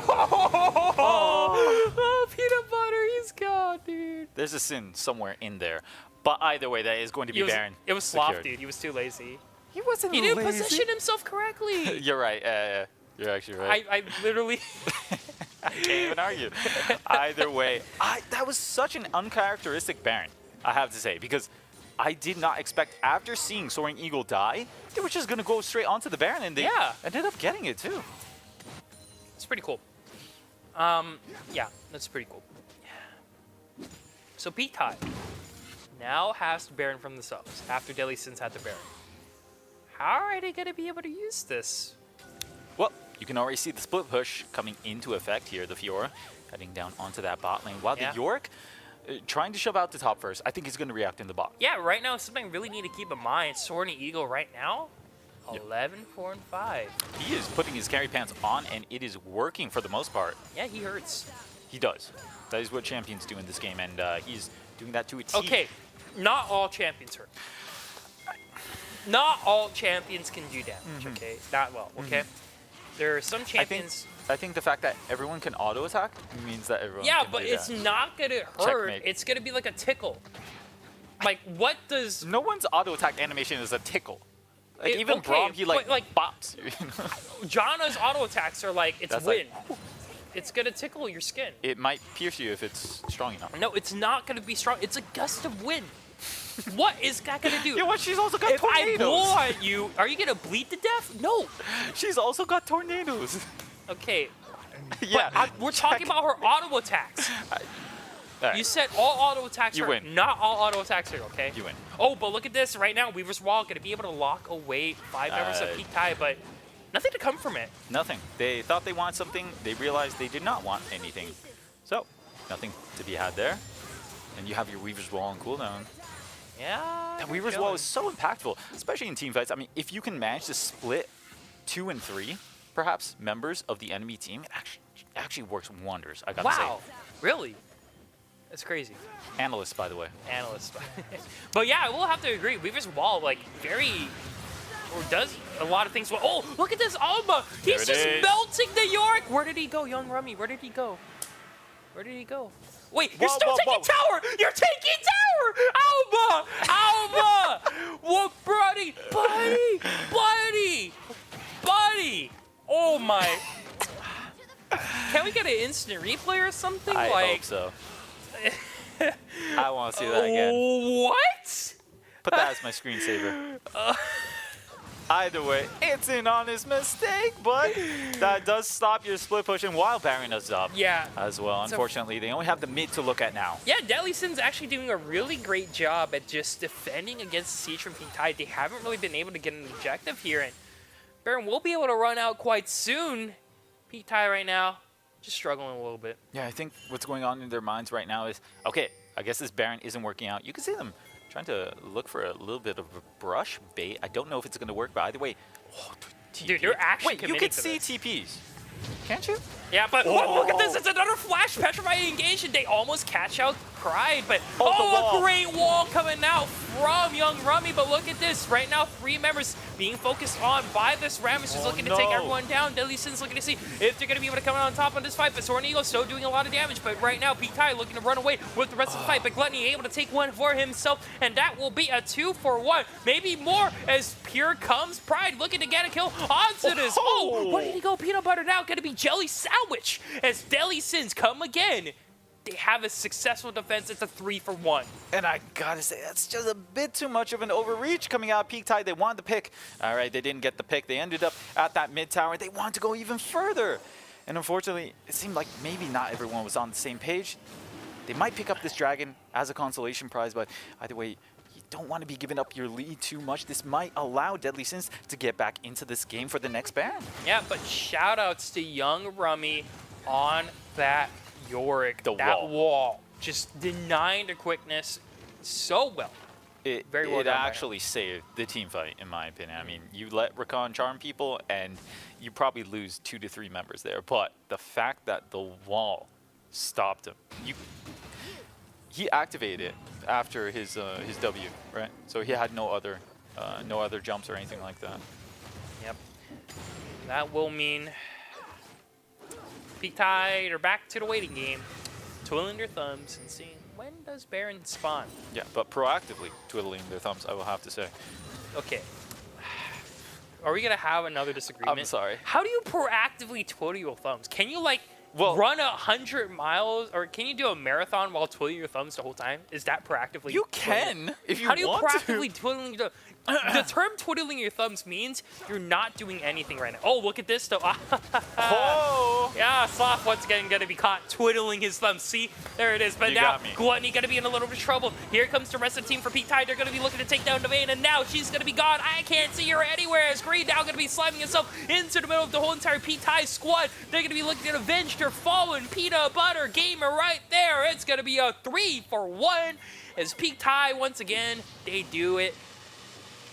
Just like that. Just like that. There you go. Peak Tide, they pull the trigger with that Rakan charm coming in as well. Ooh, that's a lot of damage. Yeah. That unraveled earth triggering. Wait, oh no! Ram is gonna get taken down. Very nice job being done by Young Rummy, and the wall to deny Alma any form of escape. A 2-for-0 now. Deadly Sins bite back as Peak Tide they siege without a minion wave. It's so unfortunate because I see Peak Tide coming out with great team fights. And unfortunately, they're just a bit too over-eager, especially when they get to those towers. I guess they're like magnetic or something because they seem so attracted to diving under that tower. They get punished for it again, and is that a Drake that I see? Yes, that is a Drake. That is a Drake. Drake and Josh. Where's Josh at? Not here. Okay. That makes sense. Yeah. I miss Josh. Who did you like more? I like Josh more. I like Sloth not dying here. Yeah, he's just gonna take it. Well, I don't like that, so... There's no vision. Sloth once again taken down. It's like the 3rd time in like the past 2 minutes he's been taken down. Yeah, like it's... no flame, but it's like, oof. That really has to hurt. Like, you're literally trying to ward right now, but you keep, like, the place you're trying to ward at, that's where the enemy team is. Who would have thought? Oh, but Sword Eagle right now, he might be the next. Oh no, he lives by a sliver of health. And no, the Peak Tide, once again, they turn around on the back of Sword Eagle. The tail of the serpent's embrace, that is going to be it for the Deadly Sins. And now they could be losing this Baron. Peak Tide, they keep winning these team fights consistently. And now, yeah, this is going to be the next Baron. I don't think it's going to be contested as well because it's just Young Rummy. Yeah, it's pick after pick after pick for Peak Tide. They get numbers game or their numbers advantage very, very well every single time. And it seems like they have a great handle on this neutral game coming out. They get the picks. They know how to engage team fights as well, utilizing that fog of war, utilizing the Rakan engage. They keep winning these team fights, and sure, they keep throwing away small leads that they accrue, but over time, they are going to be able to get better rewards off of it. You can see right there, Baron secured for them, and assuming they play this right, it might just break open the base for Peak Tide. But you have to keep in mind the last time the Deadly Sins got Baron, or the Deadly Sins defend against the Baron from Peak High, they did it very, very well. They were able to defend against the 4-man siege. Yeah. And Alma, I think, had a play in the bottom side, but I don't know if we're allowed to talk about that anymore. We're not allowed to talk Are about we? I'm just saying right now, that was just really unfortunate. Also, whenever you say no flame, to me that like triggers me because it's like, you know how people say no offense, but they just offend you deeply. You know? But it's like literally every single time Sloth wants a face check, I mean, gets his vision, it's like it's the unluckiest thing ever. It's a hard knocks life for the Nami. I mean, no escapes. It's either peaked high or like reading this Nami very, very well, or Nami is just really unlucky. Wait, it's actually a base. Are you kidding me? No way. I don't Are know you if you want serious? this, Deadly Sins. Deadly Sins right now playing with luck. They're playing with fate, and they're toying with Peak Tide. They got an inhibitor for themselves, but the split right now coming from the Fiora. Gonna be able to do some work, but here comes Young Rummy all by himself right now. It's 4v1. What can he do? He's running towards the fountain, looking for the touchdown. He's just trying to buy time, I Yeah, suppose. but look the at this! inhibitor. Wow, Deadly Sins are playing this so well! They're not only stalling for time, they're able to get an inhibitor down in the mid lane. It seems like Leoric right now gonna get taken down, but look at this, Fiora gonna be taking down the base. Inhibitor though, gonna get taken down. Soaring Eagle will be taken down. Here comes Alba though, all by himself, will get stopped. Doesn't even get the inhibitor. Flashes is down too. And wow, Deadly Sins, they didn't have Baron, and they took 2 inhibitors. What an insane play coming out from Deadly Sins. They put it to Peak Tide. They don't sit around waiting for the push. They go forward. They take 2 inhibitors. They save their top inhibitor as well. And what a play. They even burned more than half, I would have to say, of the Baron buff as well. That's 200 IQ. That is insanely well done by Deadly Sins, taking advantage of the fact that Peak High, they weren't doing the 4-1. They were doing a 5-man push with the Fiora. The Fiora needs to be by herself. She needs to be drawing that tension away, but you take your eyes off of Deadly Sins for a second. They took 2 inhibitors off of you when you have that Baron buff. So very well done for Deadly Sins. And let that be a lesson, unfortunately, to the audience that before you go ahead and do split pushes or do pushes at side lanes, make sure that your mid is pushed in. It was the opportunity that Deadly Sins saw. They were already in the mid lane. They said, hey, they're pushing our top. Let's just go and take their inhibitors. And they end up making such a big play off of it. I mean, to call that under the pressure, that deserves merit. Yes, it definitely does. And I will give it merit. And even though we may have our disagreements, which I fully agree with your statement there, Deadly Sins doing a great job at just capitalizing at an opportunity, but look at this right now. They have 1 more objective left to go.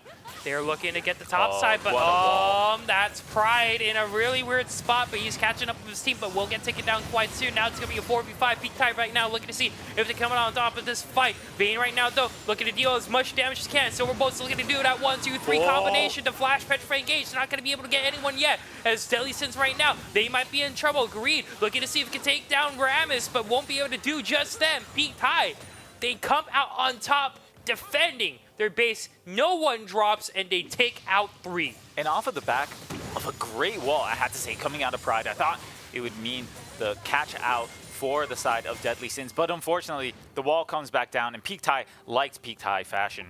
They win the team fights. Yep, they turn it around to capitalize on the situation, and you know, Peak Tide, they get that pick first, and then they get that rest of the team. And it's really weird to see that they are in a role reversal right now. They're playing defense.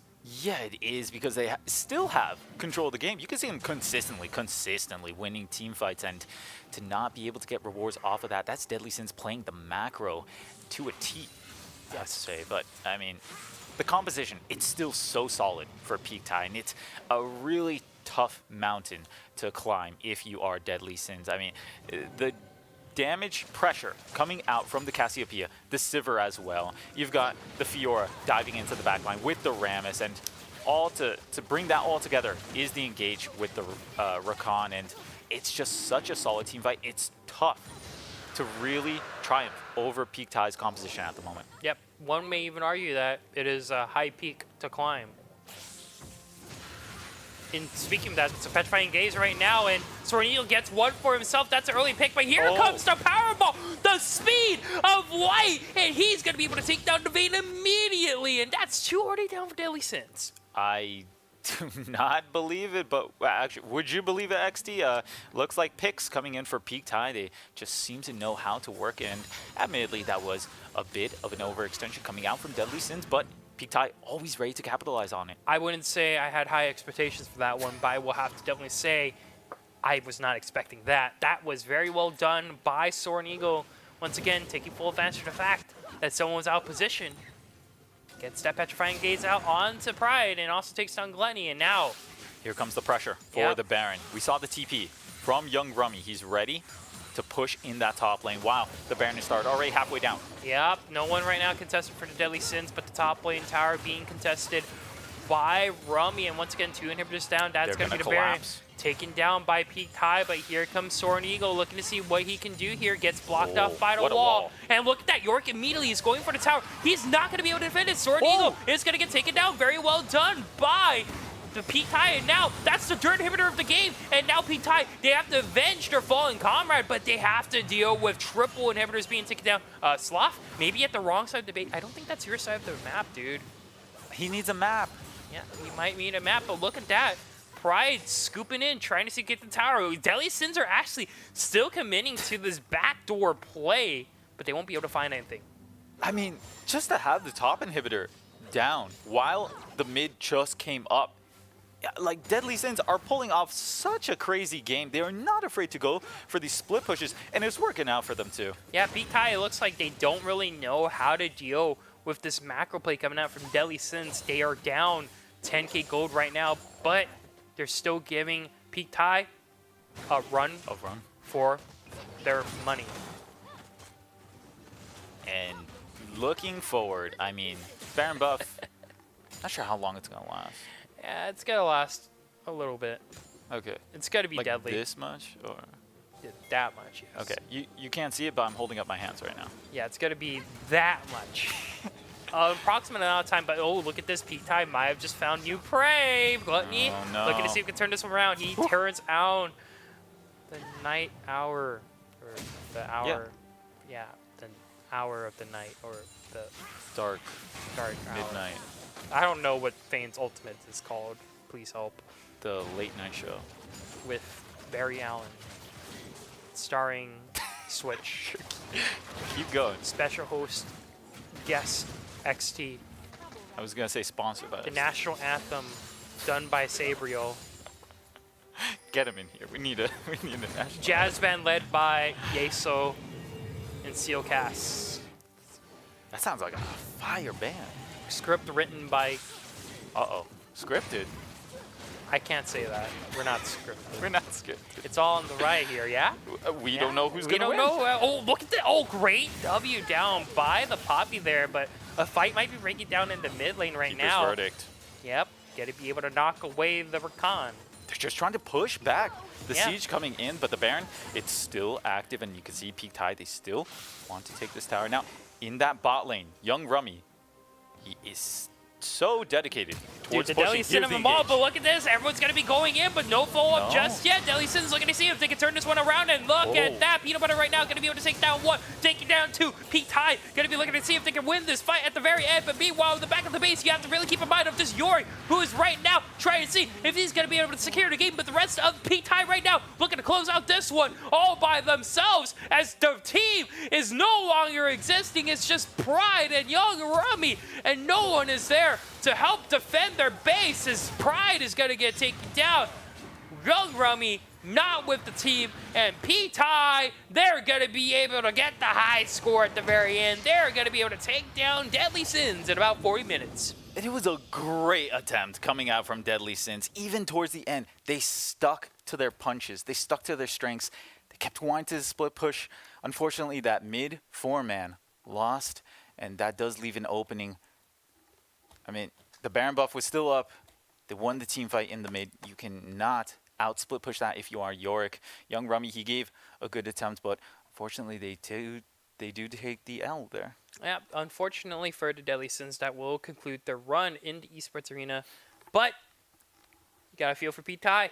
They're making the losers run. Now they're going to be heading into winners finals to see, or the grand finals, sorry, to see who's going to be able to take on the top dogs of Esports Arena. Yeah, we saw some great stuff coming out of Peak Tai. I would love to see that mid laner as well coming in, again, clutch when it matters in those finals. Yeah, for sure. Soren Eagle, definitely someone we want to watch out for. But speaking of watching out for, we're going to be taking a quick little break. But when we come back, we're going to be here with more Esports Arena action. My name is XT. I'm joined with Switch. And we're going to take a small intermission. Stay tuned.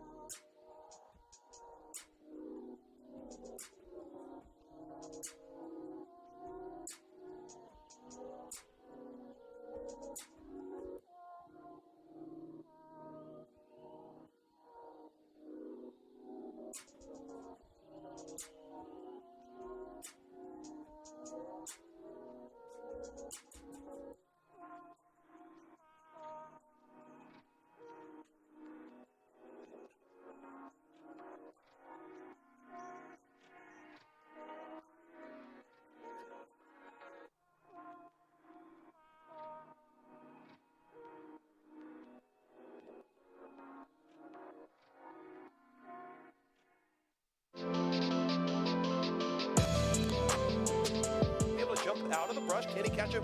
Yes, he will. That's going to be Johnny Vitro going down, but it is going to be a trade back train trying to sustain. He won't survive. That's still going to be Albacon slowed down. Coming in is going to land the dredge line onto one, but they're going to collapse. Crambu trying to lock things up. That's the curse of the sad mummy and a lot of damage. The flash away from Peanut Butter won't get him far enough away. That's the kill for Nosy Kid Kisser. This could be the turn for SR5. Jeebus Grievous gets one. Nosy Kid Kisser is down. Robohomo trying to get in. Takes him down. Jeebus.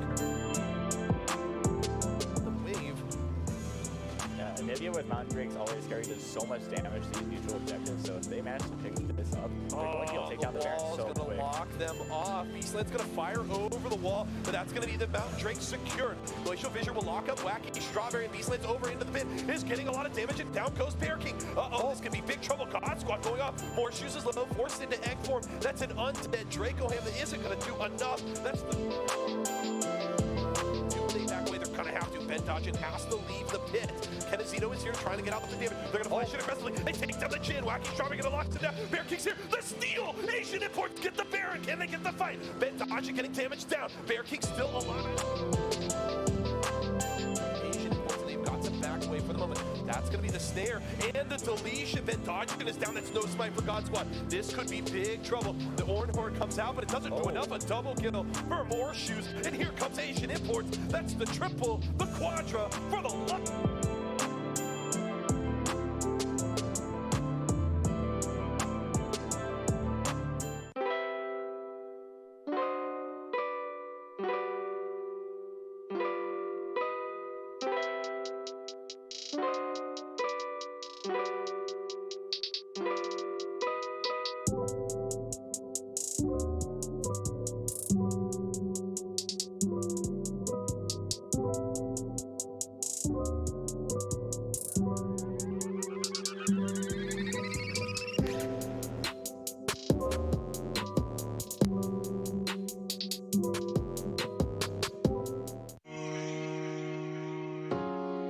Introducing Overpowered. Pre-built gaming desktops and laptops designed by Esports Arena with hand-picked hardware to deliver a powerful gaming experience. Stocked with serious memory, stunning graphics, and lightning speeds. Starting at $499. Overpowered. Ignite your game. Only on Walmart.com.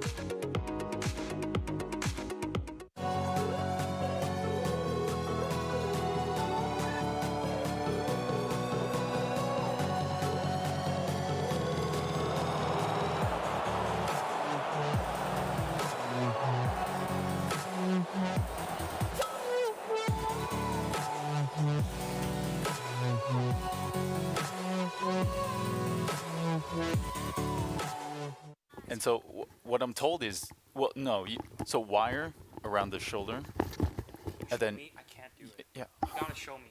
I have Can you one. put it on me? So wire around the shoulder. You drop everything, dude. Come on. This is a disaster. Put on your headphones. We're canceling this. Alright.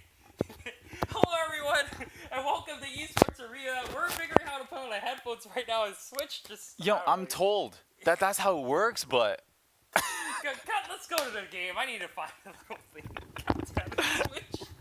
You had one job. redemption. Literally just said to put the headphone on me. You dropped the little puppy thing. I'm trying to find it right now, actually. Is it on me? Alright, just go for gas. Right. Well, while XT does figure out how headphones work, we are going to be getting into game here, and you know, that's fine. I prefer me a solo cast myself, and solo cast it will be. Just normal starts for the moment. So we do see the nice chivalrous leashes coming in for the bot lanes, and the junglers going to their respective clears at the moment. And I mean, looking at the composition as a whole for the side of Peak Tai, we are seeing another Rammus game. That Rammus in the early game for previously was quite active, I would have to say, bouncing around the different lanes, and we might just see another active early game this time. This time paired against the Olaf, however, and Olaf, I would have to say, comes with a lot of early clear potential. I mean, with the Undertow having a huge amount of base damages, he is able to sort of burn through those jungles camps and get to those respective lanes that he wants to gank.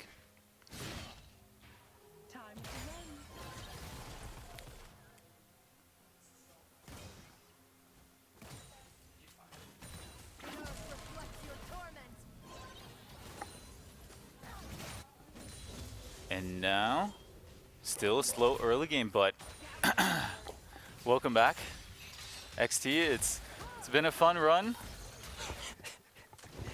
You literally had one job for your segment.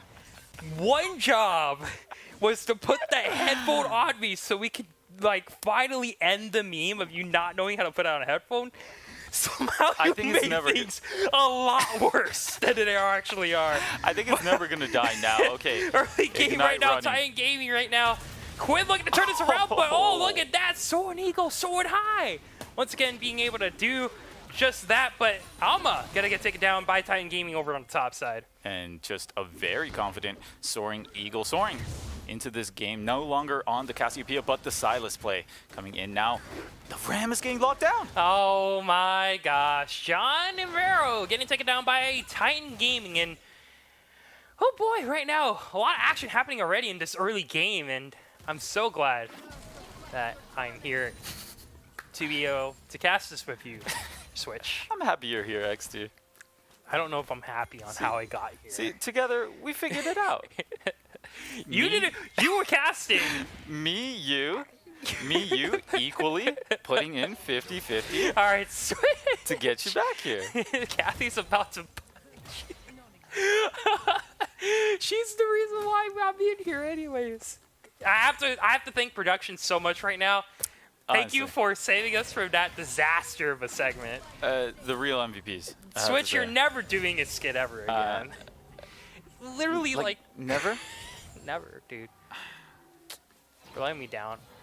Anyways, here we are in the grand finals here for the Western region, and Titan Gaming has been a pretty, I think, a hyped up team here for Esports Arena. They've gotten a lot of popularity and a lot of like fan club, but look at this right now. Woo-wee, that Quinn doing a lot of damage to that side of the stair. You have to be really careful as Quinn does tend to do pretty nice burst damage. Like you Here said. comes the power ball. Quinn's out of there. Like you said, had to be very careful, and unfortunately got the flash blown out of her. But we don't see Quinn mid a lot. I would assume a bully in the lane. She does come with a good amount of base damages for herself, and Right. coupled with a gank, I think could prove to be quite fearsome. Yeah. Quinn, usually when she's snowballing, is really hard to deal with, simply because she deals like a lot of that ranged burst and able to like just pop any unsuspecting squishy target. But right now for Pete Tai, they're just looking to see if they're able to kind of scale up. They have a relatively tanky composition here, but oh, look at this. Wow, Stun Daddy getting a very fast kill on the Titan Gaming, and look at that. Oh, Quinn almost no. getting taken down, but here comes to Olaf. It's to Undertow to take him out. Soaring Eagle, unfortunately, a little too ambitious there, gets caught out by the Olaf. So very good positioning, I would have to say, coming in for the Olaf, and a very well-earned kill. Yeah, Titan Gamer right now doing a great job at just dominating here in Esports Arena, as they already host a 2K gold lead 6 minutes in. They do, and first Drake already started for the side of Titan Gaming. It is going to be, looks like Cloud. Wow, yeah, that's first dragon too, and Titan Gaming are just right now, their tempo on this game is crazy. They're just able to just keep it on rolling with this pressure right now, and something I do want to kind of bring up, T-Train on the Maokai against this Darius is about to change a little bit, almost in a little bit of trouble. Is going to get wrapped up by the roots and taken down by some Voidling. And what a proactive roam coming out from Voidling. I mean, hit 6, mounts Valor, heads to that top lane. That is going to get the snowball rolling for them already, I would say. A fantastic early game coming out for Titan Gaming. They are currently around even 2,000 gold lead for them. So, like, great so far, and we'll see if the intelligent play continues. Yep, we are definitely going to have to see just that. Because right now, Titan Gaming not making a lot of mistakes. The biggest thing I do want to talk about, some Voidling unfortunately giving up that early kill, but that's kind of compensated that with their ability to kind of just roam around the map and support the name. But here we go, Pete Tai looking to cash out Titan Gaming. 2 members going down very, very fast, and the rest of Titan Gaming almost getting taken down there, but it's a 1-for-0, and I guess you're going to have to trade that. And I complimented Titan Gaming for their early game, but Peak Tai by no means are sleeping on the wheel. They pulled the trigger. It was a 4-man collapse as well, and they are able to earn themselves a kill again onto Soaring Eagle. That's the main carry. We saw Cassiopeia before, some nice damage onto the Caitlyn, but not going to be too much at the end of the day. She is going to farm under her tower, but either way, that's where you want the goal. Soaring Eagle, he put on a fabulous performance last game. This game, hopefully another on the Silas now. Yep, Soaring Eagle definitely looking to put on the carry pants here for the game. For Pete Tai has definitely been a top performing member for the team so far, while Titan Gaming, we really have to see if they do live up to the hype, because they have had a lot of success as a team so far in Esports Arena. And now let's see if that success is going to be able to translate them to competing in the finals here for Esports Arena. Yeah, very curious to see how this early game progresses. As we already saw when Dragon going over to Titan Gaming, I feel like the next Dragon, it should be contested by Peak Tai. I think they have the firepower to deal with Titan Gaming's early game. And playing around your strengths is another important thing that you have to do if you are Peak Tai. The Rammus potential to pick out opponents is big. Ooh, an invade coming of being in. picked out right now, here comes to Olaf, looking to see if he's able to take down the Rammus, but we'll have to back off because look at who's in the wings. Halma looking to help support his team, but doesn't realize that Quinn is on Valor. And you can see Ready to go. so many resources being put to help assist the Olaf in the invade, and that's exactly what you want to see. Titan Gaming, they're very proactive. They want to keep this early game rolling, and they have the confidence to say, hey, let's do a skirmish, because we'll win. Yeah, definitely. And now, Titan Gaming, they're looking to see if they're able to kind of continue to carry on their lead for now. As, you know, they are still up 2K gold, right? But the pace of the game has kind of slowed down. Titan Gaming haven't really been able to find any more advantages. Now, come into laning phase, we really have to see if Olaf is going to be able to do anything with the 3-0 lead he's been able to generate. But you know, Olaf does tend to fall off here, but here comes the gank coming in right now. Some Boily going to be off of Quinn, but oh, the roots are still going to be able to connect, and Darius is more than dead. Alma going to be able to get that one for himself. And that's a great setup coming from the Maokai, putting the ultimate down, starting the approach, and again, we're seeing more roaming coming out of Voidling. He's playing this champion exactly how it should be played. You hit level 6, and your lane is every lane. You start roaming around, you start assisting, especially that top lane, where I would say Maokai, the only thing that he lacks is that damage, and that's exactly what the Quinn can bring to the table. So, well played overall. Titan Gaming, they're still trying to extend their lead at the moment, pushing onto this top tower and getting those plate golds. Gimme those tower platies. That's not a... okay. Come on, man. And look at that. Look at those tower plates being taken down. Like, okay, Caitlyn Sona is an extremely oppressive ring. I will have to tell you right now. Once again, I'm an AD carry main, and as an AD carry main, that sounds absolutely abysmal to play against. But what else? Soaring Eagle trying to make a play? Yep. What else is abysmal to play against? Soaring Eagle looking to make the big plays, but flash for slash was far. But look at who's in the back. It's going to be Abandoned. He's going to be looking to get a kill here. Stopwatch going to be going down by the Morgana, able to trade 1-for-1, but will it be enough here?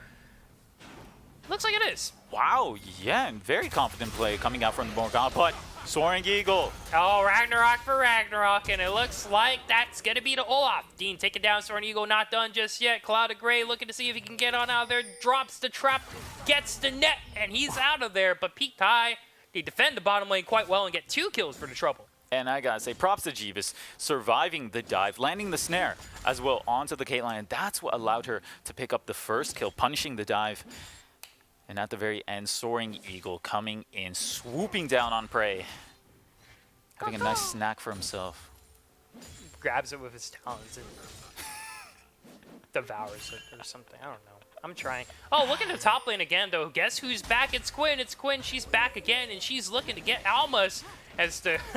oh, the hook is going to miss. It's not looking good. Oh, they want it. They want him. Alma just getting camped right now. T-Train takes that one, and Titan Gaming...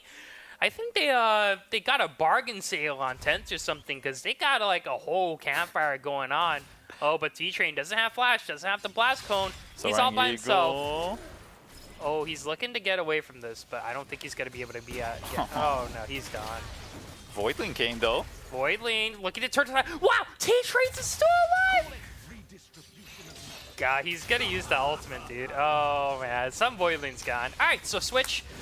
What are your opinions on this bot lane right now? You hate to see it happen, but that is the tower. Actually, for Titan Gaming, I mean, you could see it.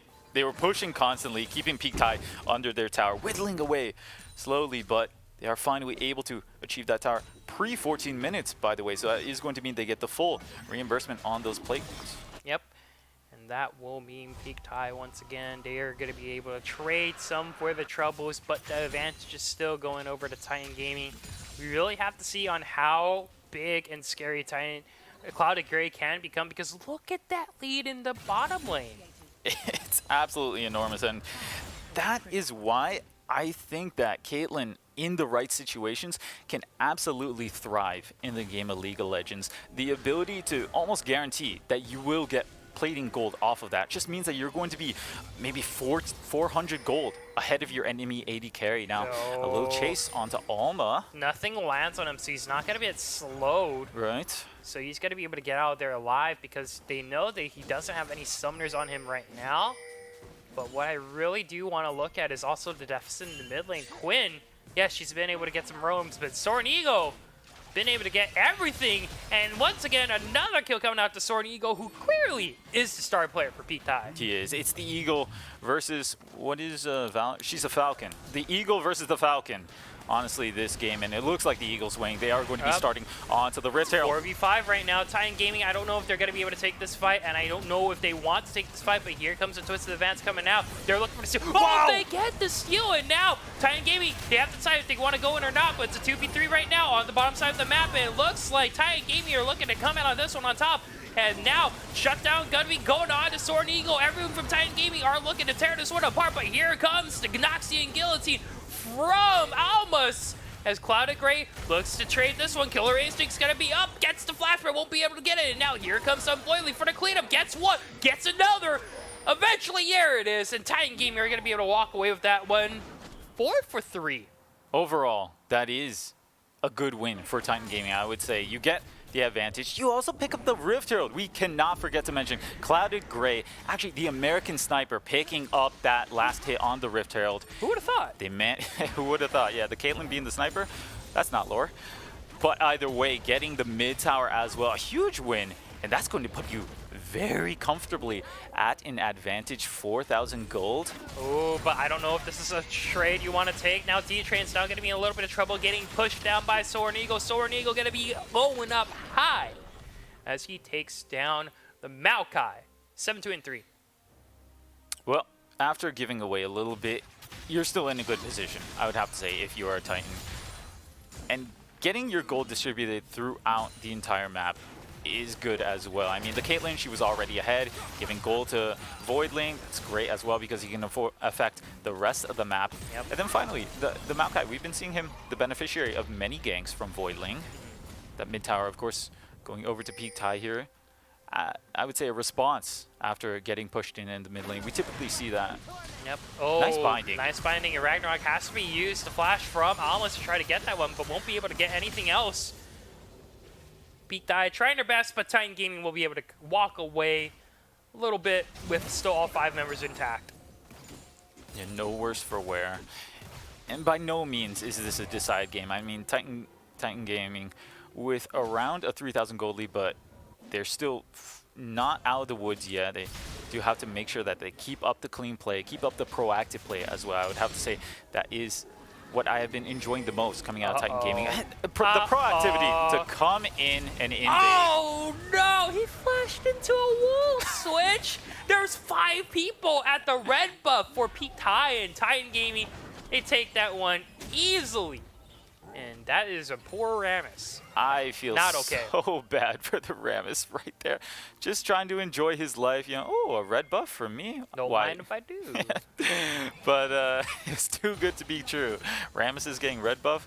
Unfortunately, Yeah. it's Titan Gaming just playing so aggressively, and they're coming out with the lead here and just demoralizing the Rammus. Demoralizing is an understatement. That was just straight up bullying, and not sure if that is okay.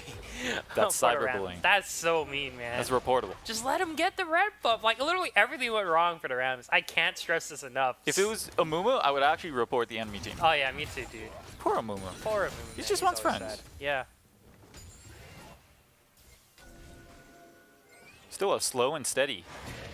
Early, coming into the mid game Yeah. for Titan Gaming, they are systematically coming in and attacking the weak points for Peak Tai. This next dragon coming up very shortly.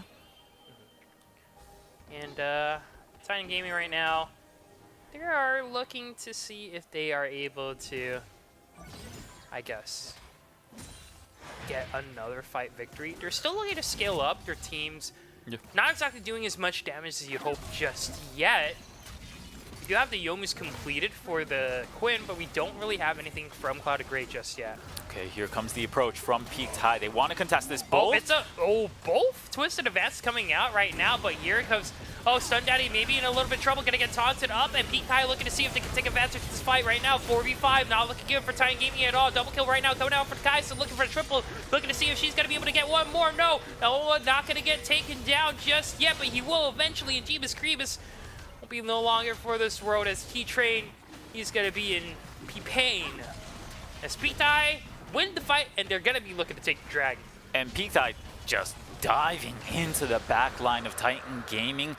They were behind in gold that fight, but it all started with Silas stealing the Tangling Roots and Yep.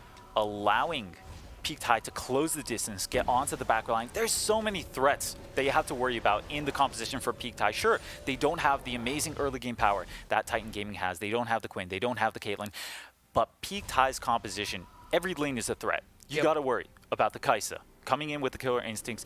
Of course, Soaring Eagle. He's been having a fantastic day today overall, and he is going to be a threat coming into this game. And finally, Alma. He's been playing quietly for the most part, but if you allow him to get onto your backline, he is going to wreak havoc with those resets. Yeah, it looks like Titan Gaming has finally kind of fallen behind here. They're not really doing too hot as the moment.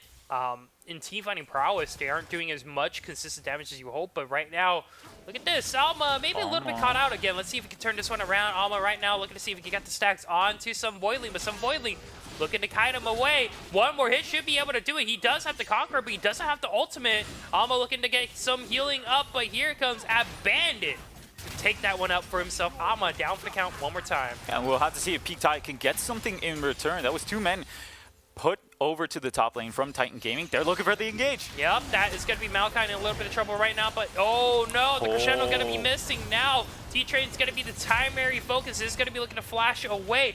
And Titan Gaming able to kind of just sustain that fight here. The Root's not going to be able to get one. Actually, they do get the Rammus, but I think it's a little bit too far away. Going to get slowed down a little bit.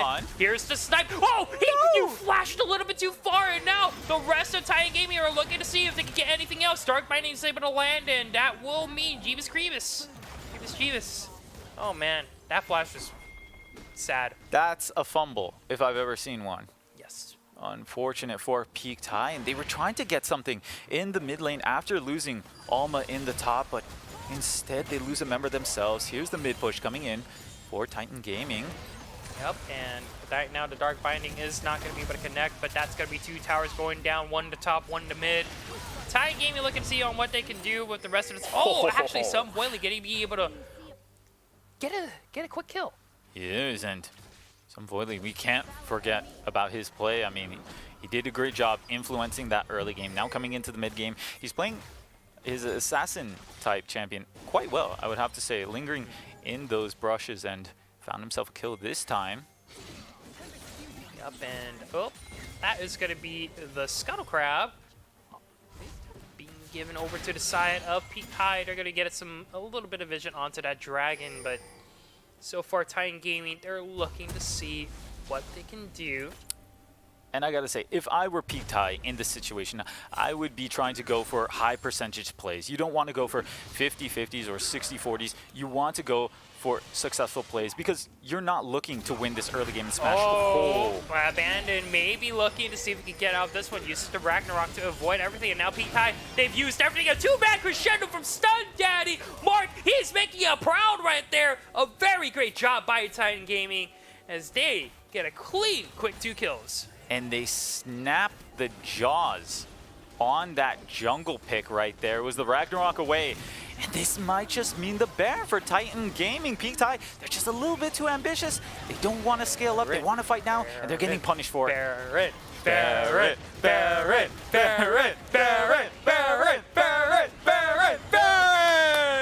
Woo! There was no contest. Welcome to LA. You guys are a bunch of monkeys. Yeah. That was very straightforward by Titan Gaming. They just get the Baron easily, and because no one else was able to contest Peak Tide, Titan Gaming, they get that one right under their noses. And once again, very well played by the team overall. Well. Set that one up perfectly. They did. They countered the pick onto the Olaf and just went for the Baron immediately. And there was nothing that Peak Tide could do about that. Do they take the suboptimal team fight of 3v5? Do they give over the Baron? It's a lose-lose situation for Peak Tide. Now, I would just like to see them go for a bit more of some high percentage plays, go for the safe play, because they scale fantastically. When all 3 of their carries are online, I think it's going to be such a tough team fight for Titan Gaming to deal with. We'll just have to see if they can hang on against this Baron buff. Yep, they are definitely going to have to see if they can do exactly just that. But the Baron buff right now proving to be a little bit difficult. The team fighting for Titan Game, you can't undermine the fact that it's very efficient and very good. But if you can get your hands onto some Void Lane or Cloud of Grey, it's going to be a little bit of trouble. But Morgana... She doesn't want to leave. Yep. She might be. Oh, actually, she left. All right. That was something. Yep. The eviction notice left on her door, and she finally got the hint. Yep. And also, Titan Gaming to get the second dragon, second mountain drake of the game. They're just taking all over the map, and they're able to because they've been winning. Oh no! Look at this. The Maokai, the role of Russell right now. He's gonna get taken down. No team to help him out. Titan Gaming leaving a poor tree to fall on its own. Sometimes you could say if a tree falls on its own by itself alone in the woods, can you hear it? The answer here is no, because they just saw a tree fall right in front of them, so it made a sound. Well put. I think. I wonder if he was screaming. I don't think Maokai screams. I think he's just like. What's that? He's just grumbling and being grumpy, dude. Okay, I'm pretty sure Maokai is just grumpy IRL, dude. He's like, why am I a tree? That is canon, by the way. Yeah. He's just not happy with his current situation. He's not happy at all, dude. Like, Doesn't have a Lamborghini. Is a tree. Is literally a tree.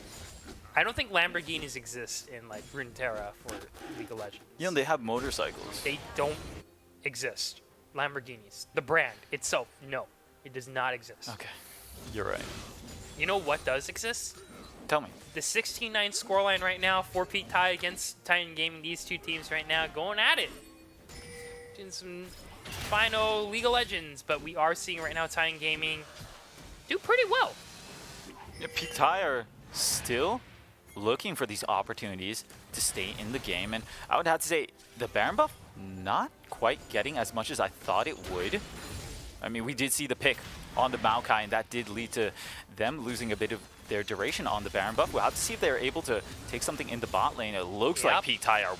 It's they a wanna fight. 4v5. Here comes the Powerball right That's onto. deep. That's the wrong target. The Ragnarok's gonna be coming out, and here comes the Roots to. Oh, the Stun Daddy is back, and he gets a 4-man crescendo. And Titan Gaming are looking to turn this one around. It was a 4v5, a triple kill onto the solo, and it is all we wrote here for Titan Gaming. They turned that one around. It's an ace, and it's looking like they're going to be able to take this game. And Titan Gaming just popping off their stun deck. Have you heard of this guy? He is a fantastic player.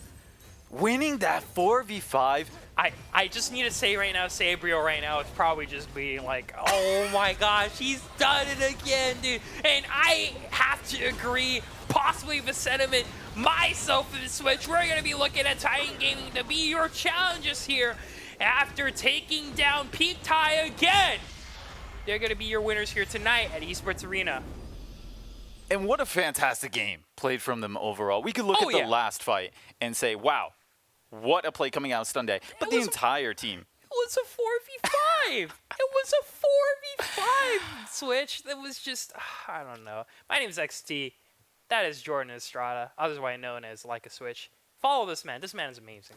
He doesn't know how to put on a headset, twice, by the way, but he will tell you some damn fine League of Legends. And that was some fine League of Legends. That was some fine League of Legends. I mean, you had the Quint influencing the early game, and as they transitioned into the mid game, they consistently won team fights. They consistently controlled the map and were playing so proactively, invading the Rams as well, and just every single opportunity they took to punish Peaked High. They did not let Peaked High breathe. I thought the Baron buff, it was slowing down a little bit, but that last play in the bot lane just sealed the deal for me. Yeah, that is definitely one heck of a play from Stun Daddy. Getting that 5-man crescendo there.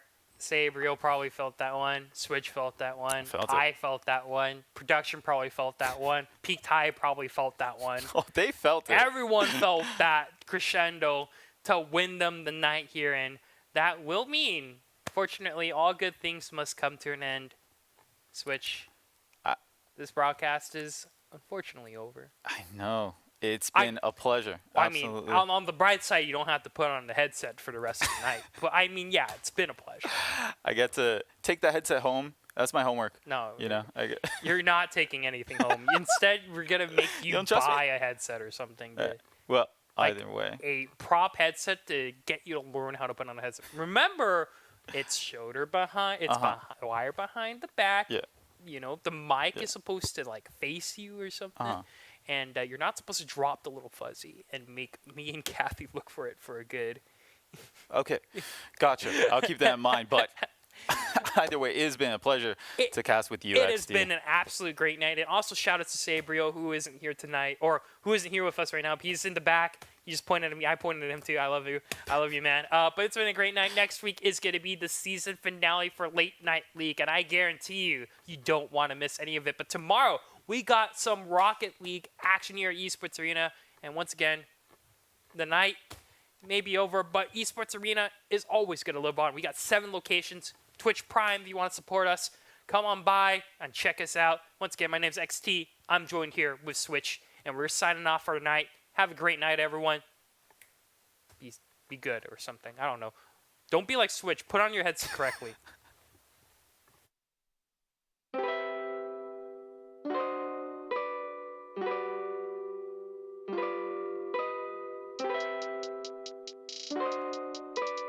You